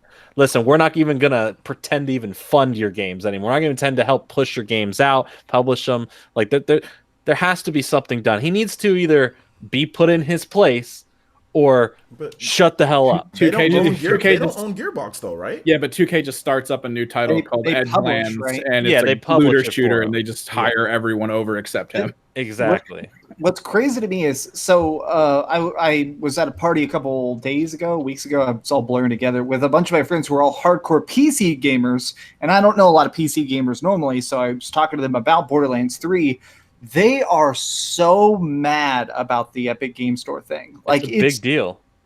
Which is, it didn't really strike me how big it is. They're straight up boycotting it until it comes to Steam. So they, instead of even saying the release date as being September or whatever, they're saying that the release date is like 6 months from then. They're like, yeah, it's coming out January. If you make a Borderlands video, because I made like 9 in like a month ago or whatever, and every other comment seemed to be, this game's going to be great when I can play it 6 months after release. Oh, this game's going to be the best game of 2020. Every comment, because there's a lot of people playing on PC. To me. It's a That's huge impressive, demographic. Though. That's impressive. Dude, there's going to be some meltdowns at E3, I bet. It's going to, I would love for them to come out at E3 and be like, listen, because they said they have a huge showcase for E3, which is going to be great. But Randy's saying that, so I'm really scared that Randy's going to go up on stage, do some magic, complain about stuff not working, and then punch some guy in the lobby somewhere. Dude, people who don't like Epic games in the store and everything, I think there's gonna be some meltdowns. How fast do you think there's gonna be articles where he's gonna tweet back at E3? Like how quick? Like let's take bets. Day 1 of E3, day 2. I mean, all the big stuff preemptive. Yeah, exactly. He's like, I'm just gonna be mad already. Screw you all. There's a joke in my Borderlands video that I put out today on my new channel, where like one of the points that I think is great about Borderlands 2, I said, hey, look, no tweets from Randy Pitchford. That's a point. So, dude, I'm telling you, the PC gaming show is gonna annoy some people. Yeah, it's gonna be an interesting year. Oh man, it's sure. gonna be funny. It's gonna be bad. It's gonna be bad. Man, Evan, you got another Discord question for us before we move on? We kind of talked about DCO already, but we have a basic question for it. When they played DCO back on the PS3, it took forever when there were a lot of characters on screen to render all that asset stuff. Yes. Do you assume that because it's solid state kind of internal memory that the Switch will handle it better? Probably not. I mean, I just think it's just the systems in general. The PS3, I think you'll see something similar with the Switch and everything. And I mean, I guess it's also improved since then. I remember playing on the PS3 way back when it took forever for anything to load in. But I remember having that issue on the PC we played on back then. That's just because the PCs were older then when the game was newer. It's like that now on PS4. Is it still like that? Yeah. It does a lot of weird tricks too, where like there will be cars and stuff off in the distance, but when you fly up, all the cars will be gone and stuff. Yeah, it does the background animation. It does a lot of visual layering, and I think that'll all still be there. The weird thing is people kind of slideshow where it's trying to load everybody's motions and crazy special effects at once, so it kind of looks like a slideshow even on PS4. And crossplay, is it still just going to be PC and PlayStation? It's just going to be PC and PlayStation for what I'm seeing with the press release they sent out, and Xbox will be on its own, and then the Switch will be on its own, and I don't see anything about cross progression, so I'm going to assume that there's no cross progression either, which is interesting because I have a strong feeling Final Fantasy 14 could have moved to the Switch if it really is just Sony stopping it from happening. That's a shame. Yeah. If they're allowed to, the big thing is, I know a lot of people have talked about getting Final Fantasy 14 on Switch and Xbox One. People have been begging for it on Xbox One for years.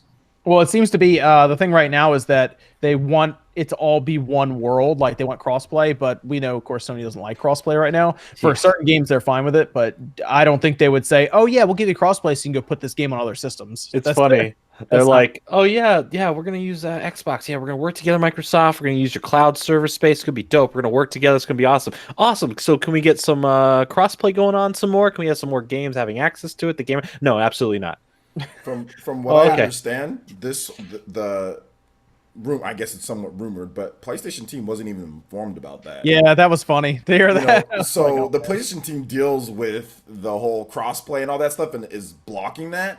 I don't know if that's Sony's, president of like the actual all of Sony making those decisions. Strict orders. So I think that it's funny because it seems like there might be a little bit of a disconnect there. I mean, you hear what Sony's president is saying, and I don't think people at PlayStation are saying the same things that he's saying. It's so stupid to be the odd one out, like to not be. Let me welcome James Clark, our newest member. Welcome, James Clark. Thanks for coming on the channel.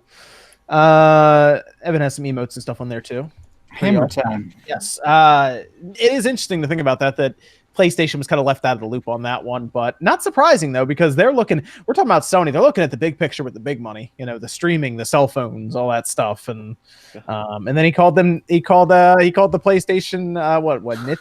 Niche. So call it a niche. It only has 100 million consoles sold. I'm telling you, to him, he's not wrong. He's not wrong. No, he's not. He's right. Yeah. Gaming is a small market. It is a niche. But they're the biggest part of the small market. Yeah. They are. What is it? It's like a third of Sony's overall revenue. Is the PlayStation now? I mean, he still isn't wrong in his 100 million people. Isn't that much? No, not compared to the billions that have cell phones.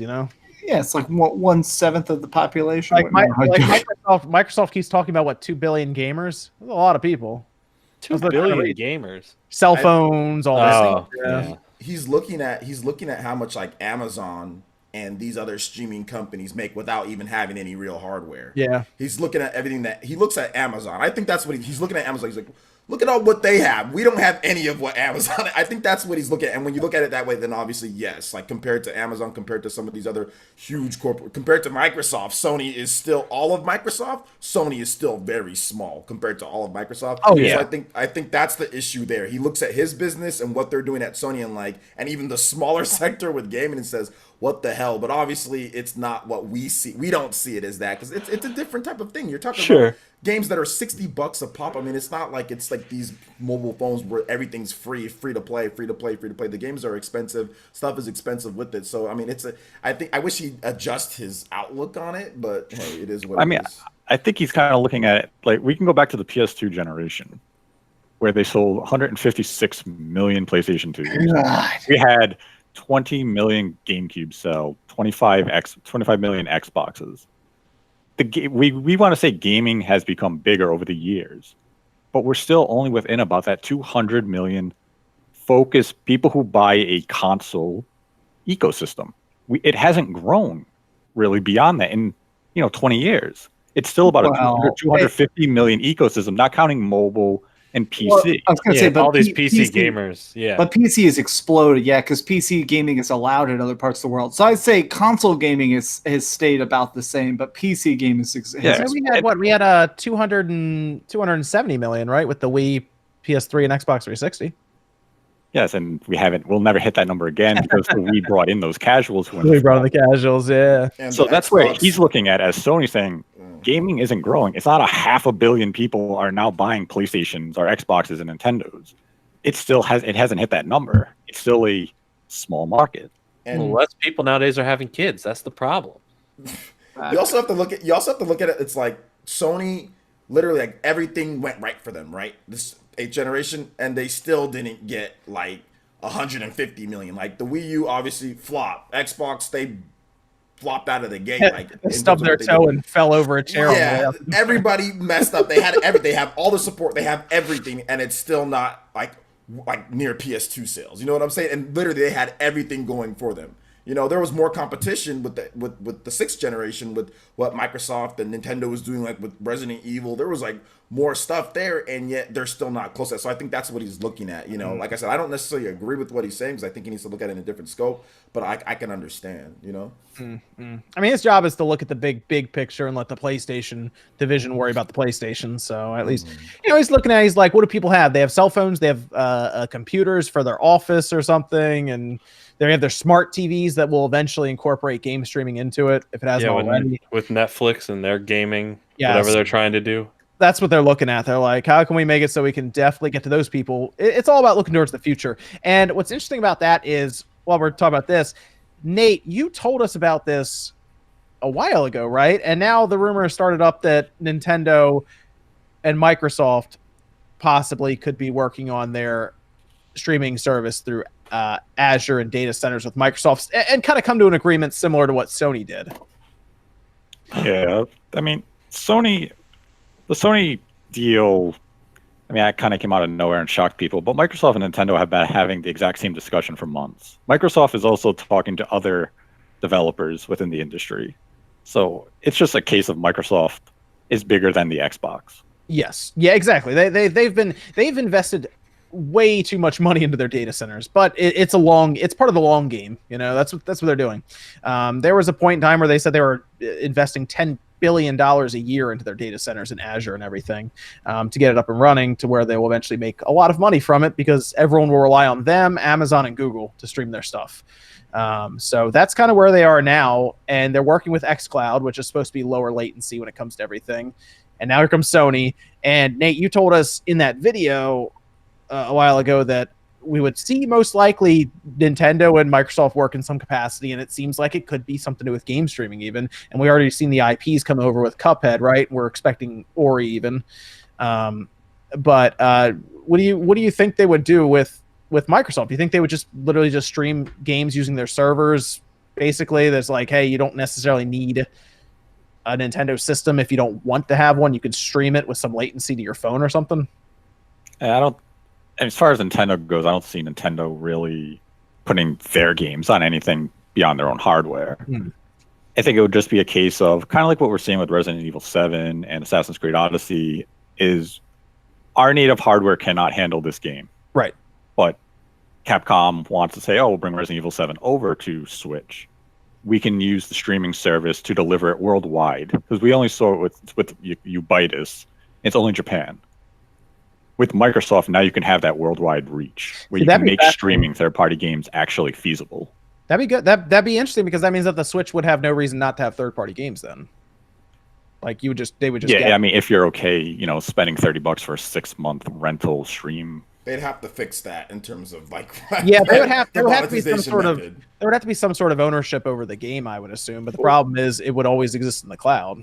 It would either be an ownership thing, or you'd have to just have it's a stream membership that's part of like the Nintendo Switch Online service, where you're paying $60 a year and you get to stream this library that you really don't know what's going to be in it, I guess. Put Game Pass on there, man, because for only $1.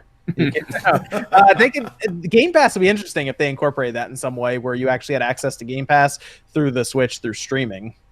Because that's part of the discussion. Right? Part of the discussion is that through Xcloud, Microsoft would allow Game Pass on Switch as its own thing. How the subscriptions would work, all those type of details weren't really touched on a few months ago. So that is a possibility where you can stream Game Pass games right to the Switch. Okay. See, I would see that. I think that would actually work.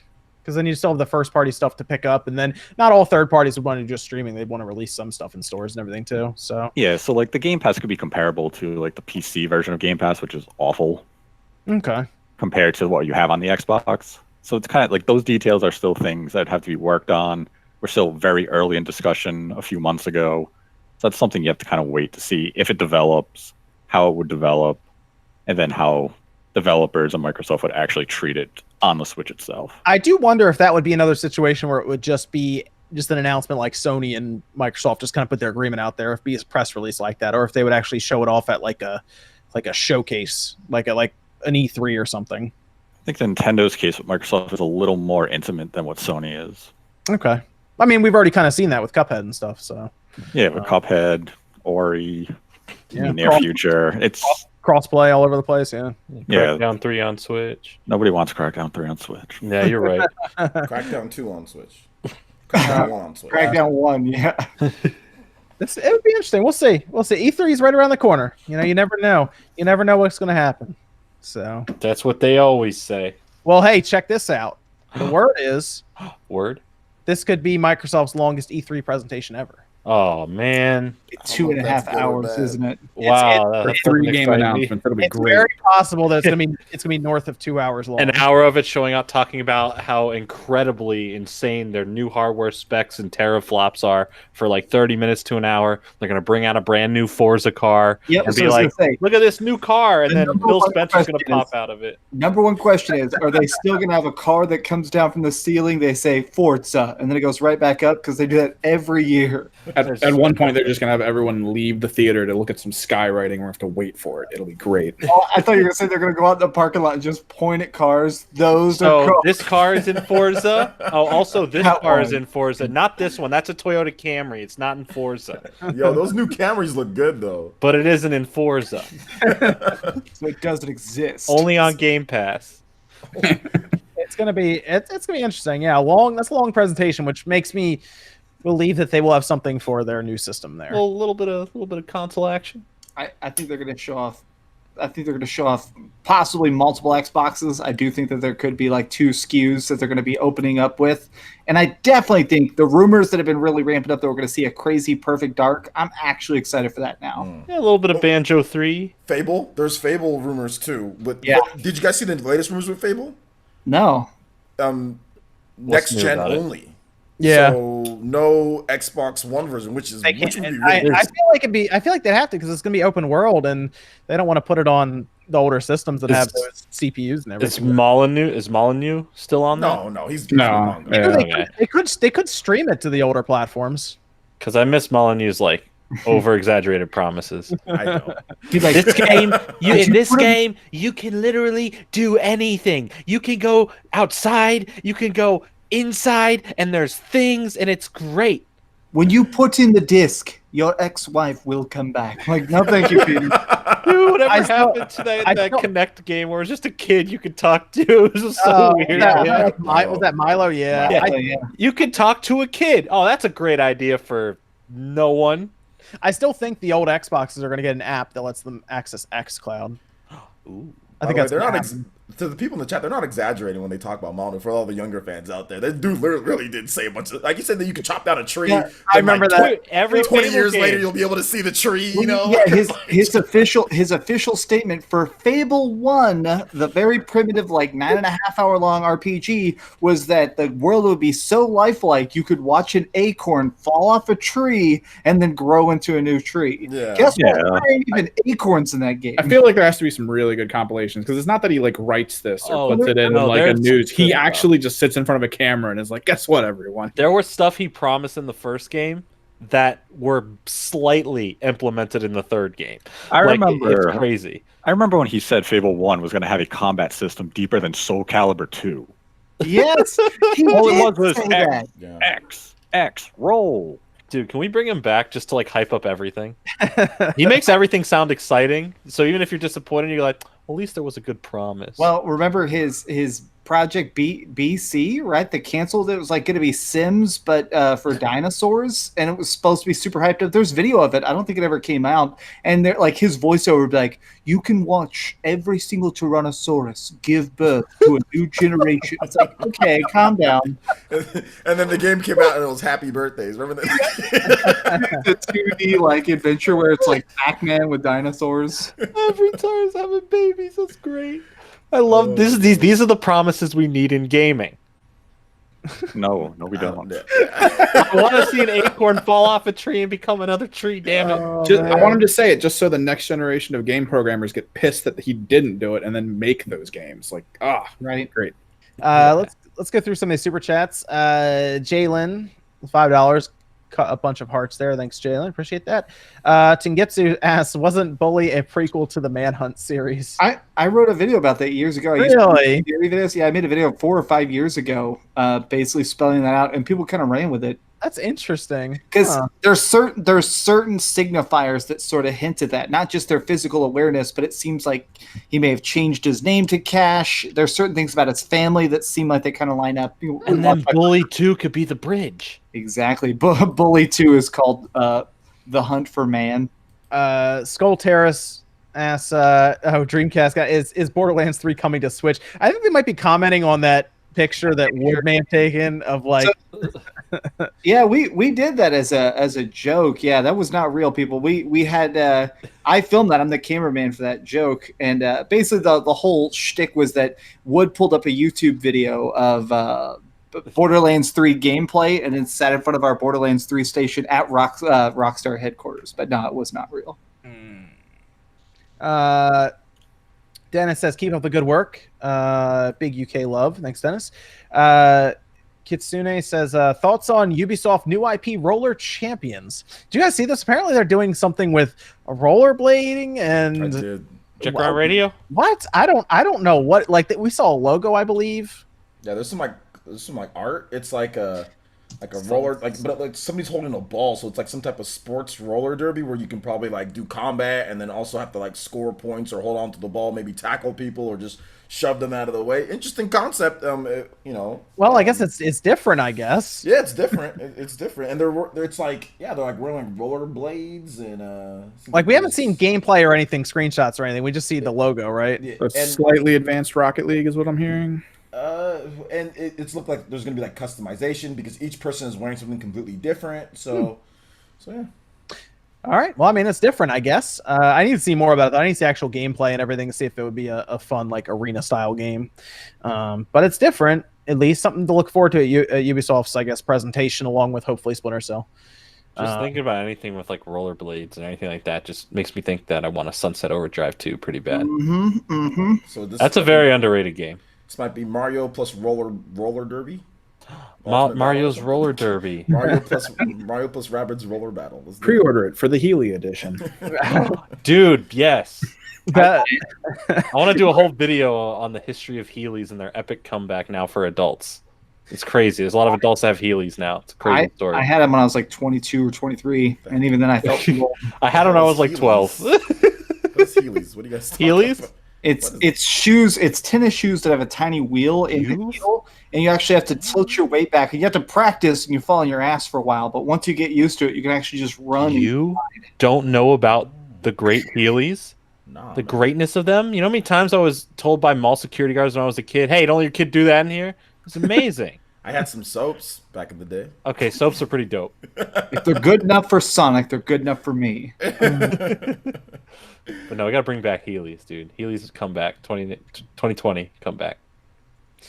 yeah, let me go.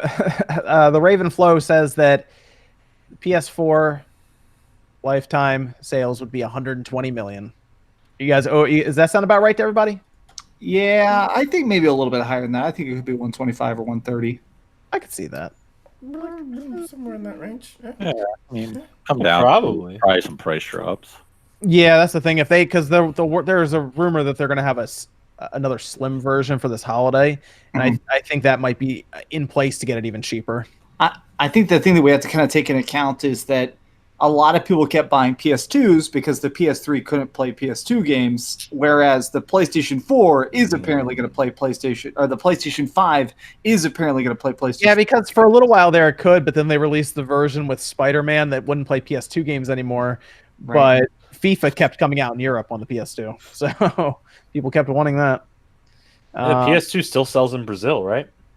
For the Does FIFA it? games. Yeah, for the FIFA games, they thought still get I those thought- releases. Really? I thought FIFA like 14 or something was the last PS2. Oh, maybe it was. I'm not sure when it stopped. I No, thought it was was it was pretty recent, but they have stopped now. Yeah. Okay. Yeah, I thought that was crazy. I was like, they're still releasing PS2 games. Yeah, it's crazy. Jeff with the $2. Thanks, Jeff. And then Twist asks, Newswave without a shirt when you reach 300,000 subs. Actually, I think like I said, we're probably have like a big charity event, and we'll save it for that. There you go. I'm just shirt comes off. I'm asking for the chat, not for my own personal reasons, but how much do I have to donate for like a picture of you shirtless? Just for the charity. For the charity, I don't know. Maybe we'll do. I don't know what we would do with that. Because I was gonna say if you do like one at a big convention or something, and you do like a charity event with them, and you have like one of those dunking booths and stuff. Yeah. I like those ones. I liked. I really love your mentality for always trying to get these big events that like people want instead of doing them in like for like just a personal gain or like a celebration. You always want to do it for like a charity event, like something that actually means something. And I actually I just want to admit that out there. Like I respect you for that. Like with Sean and the Labo stuff, instead of doing something like you're like, oh yeah, we'll do it for a charity event. I wanted to get him to do that, but he just wanted to. He just did the headset, and it's not. We got to get the actual. We got to find one that's really hard to build. Is basically what I'm trying to say, and make him do it. That would be good. I would tune in for that. But I love your thought mentality about like doing that for a good reason. Like that's such a cool idea. Oh yeah. We'll get him to build the. We'll get him to build the one that's like the steering wheel and everything, right? It has the pedal and there's like bands and stuff going all over. The robot I think was a little too much. I think he just that's advanced. Yeah. That's what I want to do. We got to get him to do that one night. He hasn't tried it yet. He did the VR stuff, and the VR stuff actually, the goggles were really easy to be honest. So that wouldn't have been as fun. But if we get the one with the steering wheel and the bands and all that, he's gonna have a hard time. Oh, God, it just started storming here, so if I drop off, that's why. I'm hearing loud thunder outside. God. So I'm just letting you know, if I disappear, it's because of storms. That's what we got to do. We got to get that, and then we're all in there with him trying to help him, and he can't. We can look at the instructions, but he can't. Dude, too many games. That would be Too good. many games. Nobody's going. Everyone's going. Everybody's going. You're not going. And Nate's if you're, not going. unless you just consider yourself as the everyone. Dude, everybody's I going. am the hype. Oh my God. Oh my, that thunder shook my whole house. Jesus. Good. We're gonna have some fun at too many games, though. We're gonna have some fun. Nate, hold back your power. You're summoning like crazy Yeah, sky see, out here. see. Jesus. See, you say you don't matter. I shook your fucking house. Yeah, come on, man. That's not cool. Don't make me go Thor It's on your gonna ass. it's gonna get dark in here. There's gonna be no light. The power goes out. I'm gonna be scared. Yeah, I'm gonna send a dog through your window. It's gonna eat you. A If you're- whole dog. Resident Evil. If you're going to too many games, just make sure you go to some of the panels because you'll probably see me at some of them. Okay, you'll probably see Bob Wolf at some of them. Ooh, I will be there, but no one's gonna. Jordan will be there. I know Scott's gonna I'll be be there there. for the Arlo's gonna be there. We're having some fun. Have a good time there. Maybe we'll give some stuff away. I don't know. Ooh. It'd be fun, right? Yeah. Modern Vintage Gamer says new baby hype. Thanks, Modern Vintage Gamer. I think he's working on something with the Amiga this week, actually, I saw on Twitter. So I'll have to check that one out. I learned a lot of stuff on his channel. He covers some pretty interesting stuff on there for the hacking scene and stuff. So pretty cool smart stuff. cookie. The history and stuff of all that. So good stuff there. Evan, we got more Discord questions? Yeah. What Splatoon, Mario, or Zelda spin-off do you want to see announced at E3 2019? Ooh. What? Spin-off. So basically you take like the Mario idea, but you say maybe like a Paper Mario. Paper Mario. I want Paper Mario. I was going to say that. There you go. Yeah, dude, new Paper Mario. Oh, wait. A good Paper Mario. Good Paper Mario. The You Mega get Man color Soccer- splash too. No. Say, Mega Man Soccer. I like Mega Man Soccer. So let's make Mega Man Soccer Mario. Not, Yo, What about that Zelda means- Soccer? Zelda not- Soccer? Come not on. the good Mario Soccer. Let's make bad Mario Soccer. Oh, dude, Mario Strikers. We need Mario Strikers too. dude, Pokemon Dash 2. You should be. I hope you lose your internet for that. Dude, it's probably gonna happen. The storm's really bad right now. The Storm Cloud's like, did you say Pokemon Dash 2? I want to Listen, it's underrated. It hurts your wrist, but it's underrated. Oh, man. I need to... Oh, see, look at that. Kitsune says that Spiel Time's site has video of Roller Champions. So I'll have to take a look at that then. See what I'm What did doing. you say? Spiel time say? Yeah, it's Spielberg's website. Oh, and then Kiro Tengetsu asks if any talks about a new Splinter Cell. There's a lot of talks about a new Splinter Cell, but who knows if it's going to happen. I would like it to be there, but I don't think there's any room this year for it because Watch Dogs is going to come out. There's going to be Ghost Recon's coming out. Yeah. It would have to come out like when Division 2 came out this past year, so it'd have to be like early 2020 if they do Splinter Cell, and they would have to announce it, I assume, at E3. I think Watch Dogs is. Go ahead. I honestly think Ghost Recon is going to be huge, like way better than anybody's expecting. So I think that Ubisoft realizes that, and they're going to try and get their own stuff out of the way they don't accidentally take money from themselves. Yeah, so Splinter Cell wouldn't, because they're supposed to have 3 big AAA games, right, that we hadn't heard about, whereas we just heard about Ghost Recon. So Watch Dogs, I think they're going to do maybe something with Nintendo, but Nate, you don't seem to think so. I don't think we see anything with Ubisoft and Nintendo at least not at this E3. As a Discord question, what do you think the next announcements are? Just another Assassin's Creed and a Just Dance game? No, the Assassin's Creed announcement won't be this That's year. next year. Assassin's Creed's next year. That's all the way It's next going to be year. Watch Dogs is one of them. We already know that. It's going to take place in the UK apparently too. Yeah. So no one shot down Just Dance. Okay. Oh gosh. Just Dance is happening. That's dude. The streaming, you know this, Evan, on Twitch. Just Dance is huge on Twitch. Yeah. Yeah, it's And- because of Amaranth for like 90 minutes a day. I mean, you're not wrong about that, but yeah, it's pretty popular. They're gonna release it on the Wii as well, the original Wii Watch. Yeah, no, I mean, hey, people still have it for that. But they should have 2 other ones too then. So I don't know. Maybe Splinter Cell is one of them. Who knows? It could be. They could do a tease at the end without saying anything else, right? They could do the 3. They could do 3 lights, 3 lights. just the and then- noise. Yeah, I mean, Sam Fisher showed up in the last Ghost Recon game. Yes. He's also has. There's also references to him in. Was it Assassin's Creed? No, it was. There's references to him in one of their other latest games too. Outside of that, oh no, it's Far Cry New Dawn. Yes, there's Splinter Cell stuff in that as well. So they keep referencing Splinter Cell. So I assume they're building up to reveal. Sam Fisher, when he shows up, Sam Fisher, his lines in in Ghost Recon, he talks about how Metal Gear Solid is gone. He says there was this guy who used to make go on all these with a bandana, but he's pretty much gone quiet. I guess He references Snake. And so a lot of people took that as him saying that he's going to get one last big game. So I think they're definitely working on it. Let's go. I'm ready for Splinter Cell. That's gonna be awesome. I hope it's like a slight reboot or something. I want to go back to like stealth gameplay, like Chaos Theory or something. Pandora Tomorrow. Yeah. I was gonna say slight reboot for sure. I played the terrible PSP one where the first mission is sneaking into your daughter's grave to cry, and that's the tutorial. So let's not go that era. Yeah, that's like That's a depressing tutorial mission. Yeah. Press triangle to hate your existence. Oh man. And then Tingetsu says, "Yeah, I just need Michael Ironside back as Sam Fisher." Here's hoping. Give us that Splinter Cell game. Come on. I never got into Blacklist, but I really liked Conviction. People like I think people like Blacklist. I was all right with it, I guess. I don't know. I miss the old days. Just remember the collector's edition came with like a remote controlled giant jumbo plan. I'm like, this is like a boring collector's edition.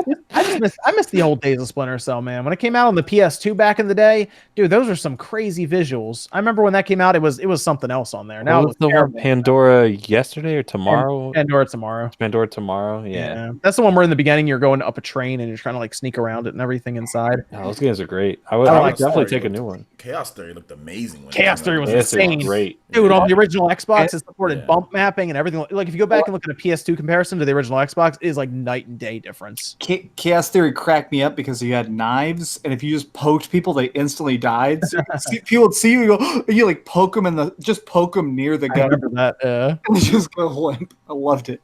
I just like the sleekness of Conviction, like where it told you like on shadows or in lighting on the walls what to do or like what to look for or go, and you can shoot out all the lights in a room. Like I don't know, it just had like a class to it for that one. Like they smoothed it all out for that game. Like everything just felt buttery in that one. I would really like if they go back to the original style though of not doing stuff like that, and kind of just making it like original, like because like it was supposed to be, I guess, like Xbox's Splinter or Xbox's Metal Gear or whatever, and like they didn't have all that stuff back. It was just like true like stealth action type of game. I really would like if they actually went back to that. Although I really like Conviction, I beat it. I don't know. It just seems to me like. Do you like the more like in-field unit stuff or the more like politically in-city related like stuff that they've recently been doing? I don't really like as much recently. I like the original Splinter Cell 2, but like Chaos Theory and the original Splinter Cell are my favorite. So I like them to kind of stick with that style. I mean, not stick with it, but go back to that style if they can. Oh, what about Beyond Good and Evil 2? Someone brought up that. Isn't that that's already been announced though. Oh, not been announced. My bad. Yeah, they're unannounced ones. So we know Watch Dogs is one of them. That's all I can think of. That's like pretty obvious at this point. But do we have any other Discord questions, Evan? What do you think of adding Labo VR support for RE7 Cloud on Switch? It's not going to happen, but it's a great fairy tale. I mean, the game's only playable in Japan, so is there really a point? Just like not only that, but then like when you play Labo VR, it would have to be Wi-Fi, so you're already gonna have a weaker connection than having it wired.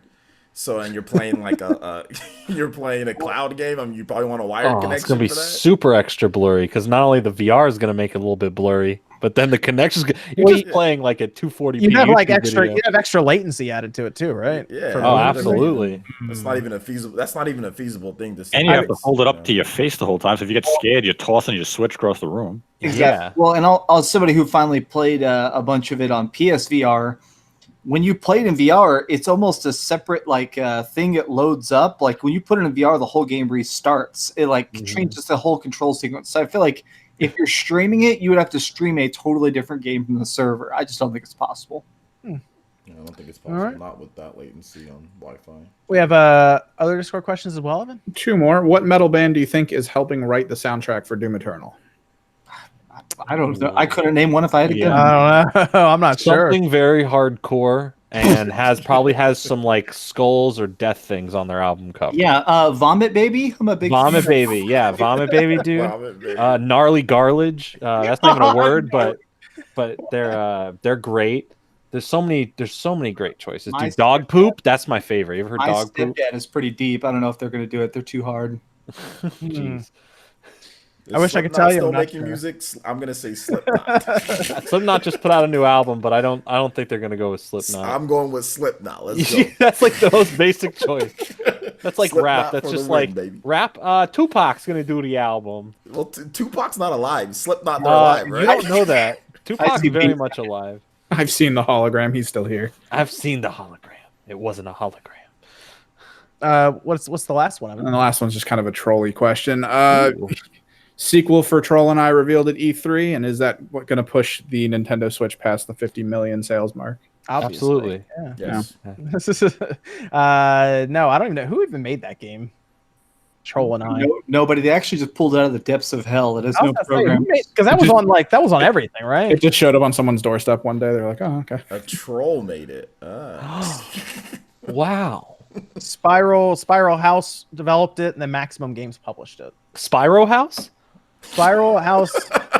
Yeah, Spiral House also made Alone in the Dark 2001 and Silver on the Dreamcast in 1999. I love Silver. There you go. They made love Troll and I. Yes. They're definitely consistent with their releases. Oh, that's nice. Maximum Games published that Extinction game too, Max. Ugh. Oh god, I hated that. I don't like that. No. That wasn't very good. Man. It was Iron Galaxy. That was interesting though. That did that game. Oh yeah, you're right. Yeah. It's like just stick to ports then, huh? Yeah. It's like, yeah, just play the classics. Just might want to stick to actual games that were good, and you guys can just port those. Don't try making your own game. Yeah, THQ Nordic's not. They're coming strong. I heard at E3 with some good stuff. Nordic, it seems to be showing up. They got a nice sized booth and everything, man. I'm hearing rumors of this SpongeBob Battle for Bikini Bottom finally happening. Oh my god. Kingdoms of Amalur. They got that new Kingdoms or remake or remaster. Alamar. Yeah. Dude, I would love that. The word is there's Darksiders Genesis is coming. Darksiders Genesis? What is that? Is that what they're calling the fourth one? Apparently it's a new Darksiders game from what we're hearing. There's no way it can be a brand like new. There's one more horseman they have to get through. So it's called 4. I hate when they change it at the end. Like give it. It's gonna be called the Forceman. Oh, there we go. Apparently Darksiders Genesis is a thing, supposedly. And Biomutant should be there too. But Destroy All Humans. Yes, Destroy All Humans too. Yeah. Kiro says OJ says Conviction was a different game. Sam was on the warpath, and Ubisoft wanted to reflect that in the gameplay, focused on streamlined stealth combat. No, I'm talking about like the stuff that would pop up, like stuff like on the walls and all that. Yeah, like, I remember that. Yeah, I loved it. Like I thought that was so cool back in the day. I was like, wow, this is real. Like that felt like a futuristic game. Like instead of just having text that comes on the screen, it's like, no, it's dynamic. Is that the one where you literally assault people in bathrings and stuff? And like, oh yeah, dude, you violently beat people up. You break them in the mirrors and toilets and sinks. It's great. Strangling somebody on the front of the box. So clear. Yeah. Dude, it's great. He's strangling someone down there and not even looking. He's shooting someone else. That's backwards compatible now. It's doing that. Is it backwards compatible right now? So you're telling me I could put my copy in that I originally have? I can play it on my Xbox One X? You can. This is insane news. This is crazy. Multiplayer. We have to play the multiplayer. This is it. This is what my life's led up to. I've played the game. I beat it. I bought it day one. Dude, same. It's great. I love it so much. I am so in on playing this game. Nate, as soon as it's over. What's this from Ram, Nate? That said Future Grind is great. Thanks for the post on the Twitter about it, Nate. It is a good game. What is Future Grind? It is a trick-based game. It's like a motorcycle with 2 different colored wheels. The wheels have to match the color. You do a bunch of tricks. The game's 90% off. It's like $2 right now in the eShop instead of $20. Ooh. That's the one that's like time trials advanced. Yeah, I'm gonna pick that up right now, actually. Yeah, that sounds pretty good. It's a really good game. Just nobody bought it, so the developer is kind of desperate and hoping people pick it up for $2 because they feel it didn't deserve sales. $2, no nuts. It's $2. I think I got a review code for the game. Yeah, Terminal handled it. Yeah, I did. Yeah, new Alan Wake. I agree forever. Alan Wake. Yeah. I'm trying to remember how it ended. Was it a cliffhanger, kind of? Yeah. Well, cliffhanger, the original game, and if you play the DLC very clearly sets up a full sequel. Yeah, dude, let's get on. I have the collector's edition with the book. I love it. Alan Wake's underrated. I bought it like a year and a half after it came out on Xbox 360, and I bought a used copy, and it had all the DLC codes unused inside it. Oh, I love when that happened. I know, that was so cool. Cool. Okay, are we good with our Discord questions, Evan? Yep, everything's set. Everything's good. Everything's good. Cool. I think I got everything with the super chats. Let me go around here as we finish up. Let's go to Max. Where can they find you, man? YouTube.com/Dreamcast guy. I got some cool videos coming up next week. I'm actually working on a review right now for Warhammer Chaos Bane. It's like a Diablo style game. I can't talk about it in depth till Friday, but I beat the whole game co-op now with my fiance, so I got a lot to say on that. I'm going to start doing some World of Warcraft classic videos. I'm going to start mixing those in just because I'm so excited for it. Just good MMOs if you want to see that. There's cool. We're gonna have to play DC Universe when that actually comes out. That'll be fun. Yes. So I totally, when that comes out, I want to actually jump on there and we make like a superhero guild, and then I roll a villain and murder you people. There you go. Oh, How I'm not dare down you? anymore. I'm not. I just said I'm down. I'm not down. I changed my mind. Yeah, in fact, I'm very much up right now, and I'm very angry and mad. I'm standing. No rushing. I'm not even sitting. Go fix your computer, Jordan. Shut up. I'm trying. It's pissing me off. Evan, where can they find you, man? Just mostly on Twitter. I announce anything I do there. Upcoming, I guess, streams, upcoming anything really. Any videos I'm putting out. It's all just through there. Kimrick's Project on Twitter. Let's Rax is streaming, so we can raid him if somebody wants to get his link. Yep. And then Jordan, what about you, man? You can find me on Twitter and on my YouTube channel, Jordan Fringe. But I implore you, if you guys want to check out anything who's watching, click the link that I just put out. That's for my new channel that I'm working on with someone else here on YouTube with. I just put out a Borderlands 2 video. It's called What's So Great About Borderlands 2. There's like 56 different like points that I bring up in the video. It's like almost 20 minutes long. I worked really hard on this video. I stayed up the last like 48 hours finishing it. I'm not even joking. I'm opening it right now. So if anything, I worked really hard. If I can ask you anything, just give it a watch. You don't have to subscribe or like. If you do, amazing. Love you. But just check it out. It would mean a lot to me. What about Nate? Find me on Twitter at DirectFeedGames. Link to my YouTube channel there. Look out for Wednesday. There's going to be some cool news hitting on Wednesday. What are you trying to say, Nate? What I'm is it? saying look to Wednesday. Skate What are you 4? trying to say? What? Black Ops 6? What the hell Skate 4? Wednesday the 29th. What's happening? What's happening Wednesday? Spyro? Spyro. Chrono Trigger remake. Just Banjo look 3. forward to Wednesday. Okay. What's everyone- happening Wednesday? Look forward to Wednesday. All right, cool. I'm so anticipating. Maybe I'm right now. trolling everybody. We'll find out. Grinch League Part 2? Troll and I too. Well, I'm gonna go read about this online then, Nate, because it's gonna pop up. What about OJ? Where can they find you, man? Yeah, find me right here on YouTube. Next week, I'm going to be doing a lot of cool stuff like with Astral Chain, Marvel Ultimate Alliance, and some other stuff. We're kind of looking more into the gameplay, analyzing some of the trailers, kind of going in depth with it, starting up a couple different things. So if you're into like all that in terms of Nintendo Switch titles, RPGs, action games, check out the channel. Yeah, we're going to be giving away another Switch too on E3. We got some pretty cool stuff going on with some sponsors and stuff. So we're going to be giving away another Switch. So, A whole subscribe to the Switch? channel. Another Switch. This will be like our 10th Switch in the past like 2 years. So Jeez, We're that's giving away like another Switch. $3,000 worth of Switches. It's a lot of money with the Switches. The Elite Ninja Village is awesome. So you guys check it out if you can. All right, cool. That's everyone. Very cool. All right, guys, thanks for tuning in to the SpawnCast. It'll be up on SoundCloud tonight, and also this will also stay up for you guys who want to keep watching here and everything. Cool. All right, so we'll see you guys next Saturday night, 9 p.m. Eastern time.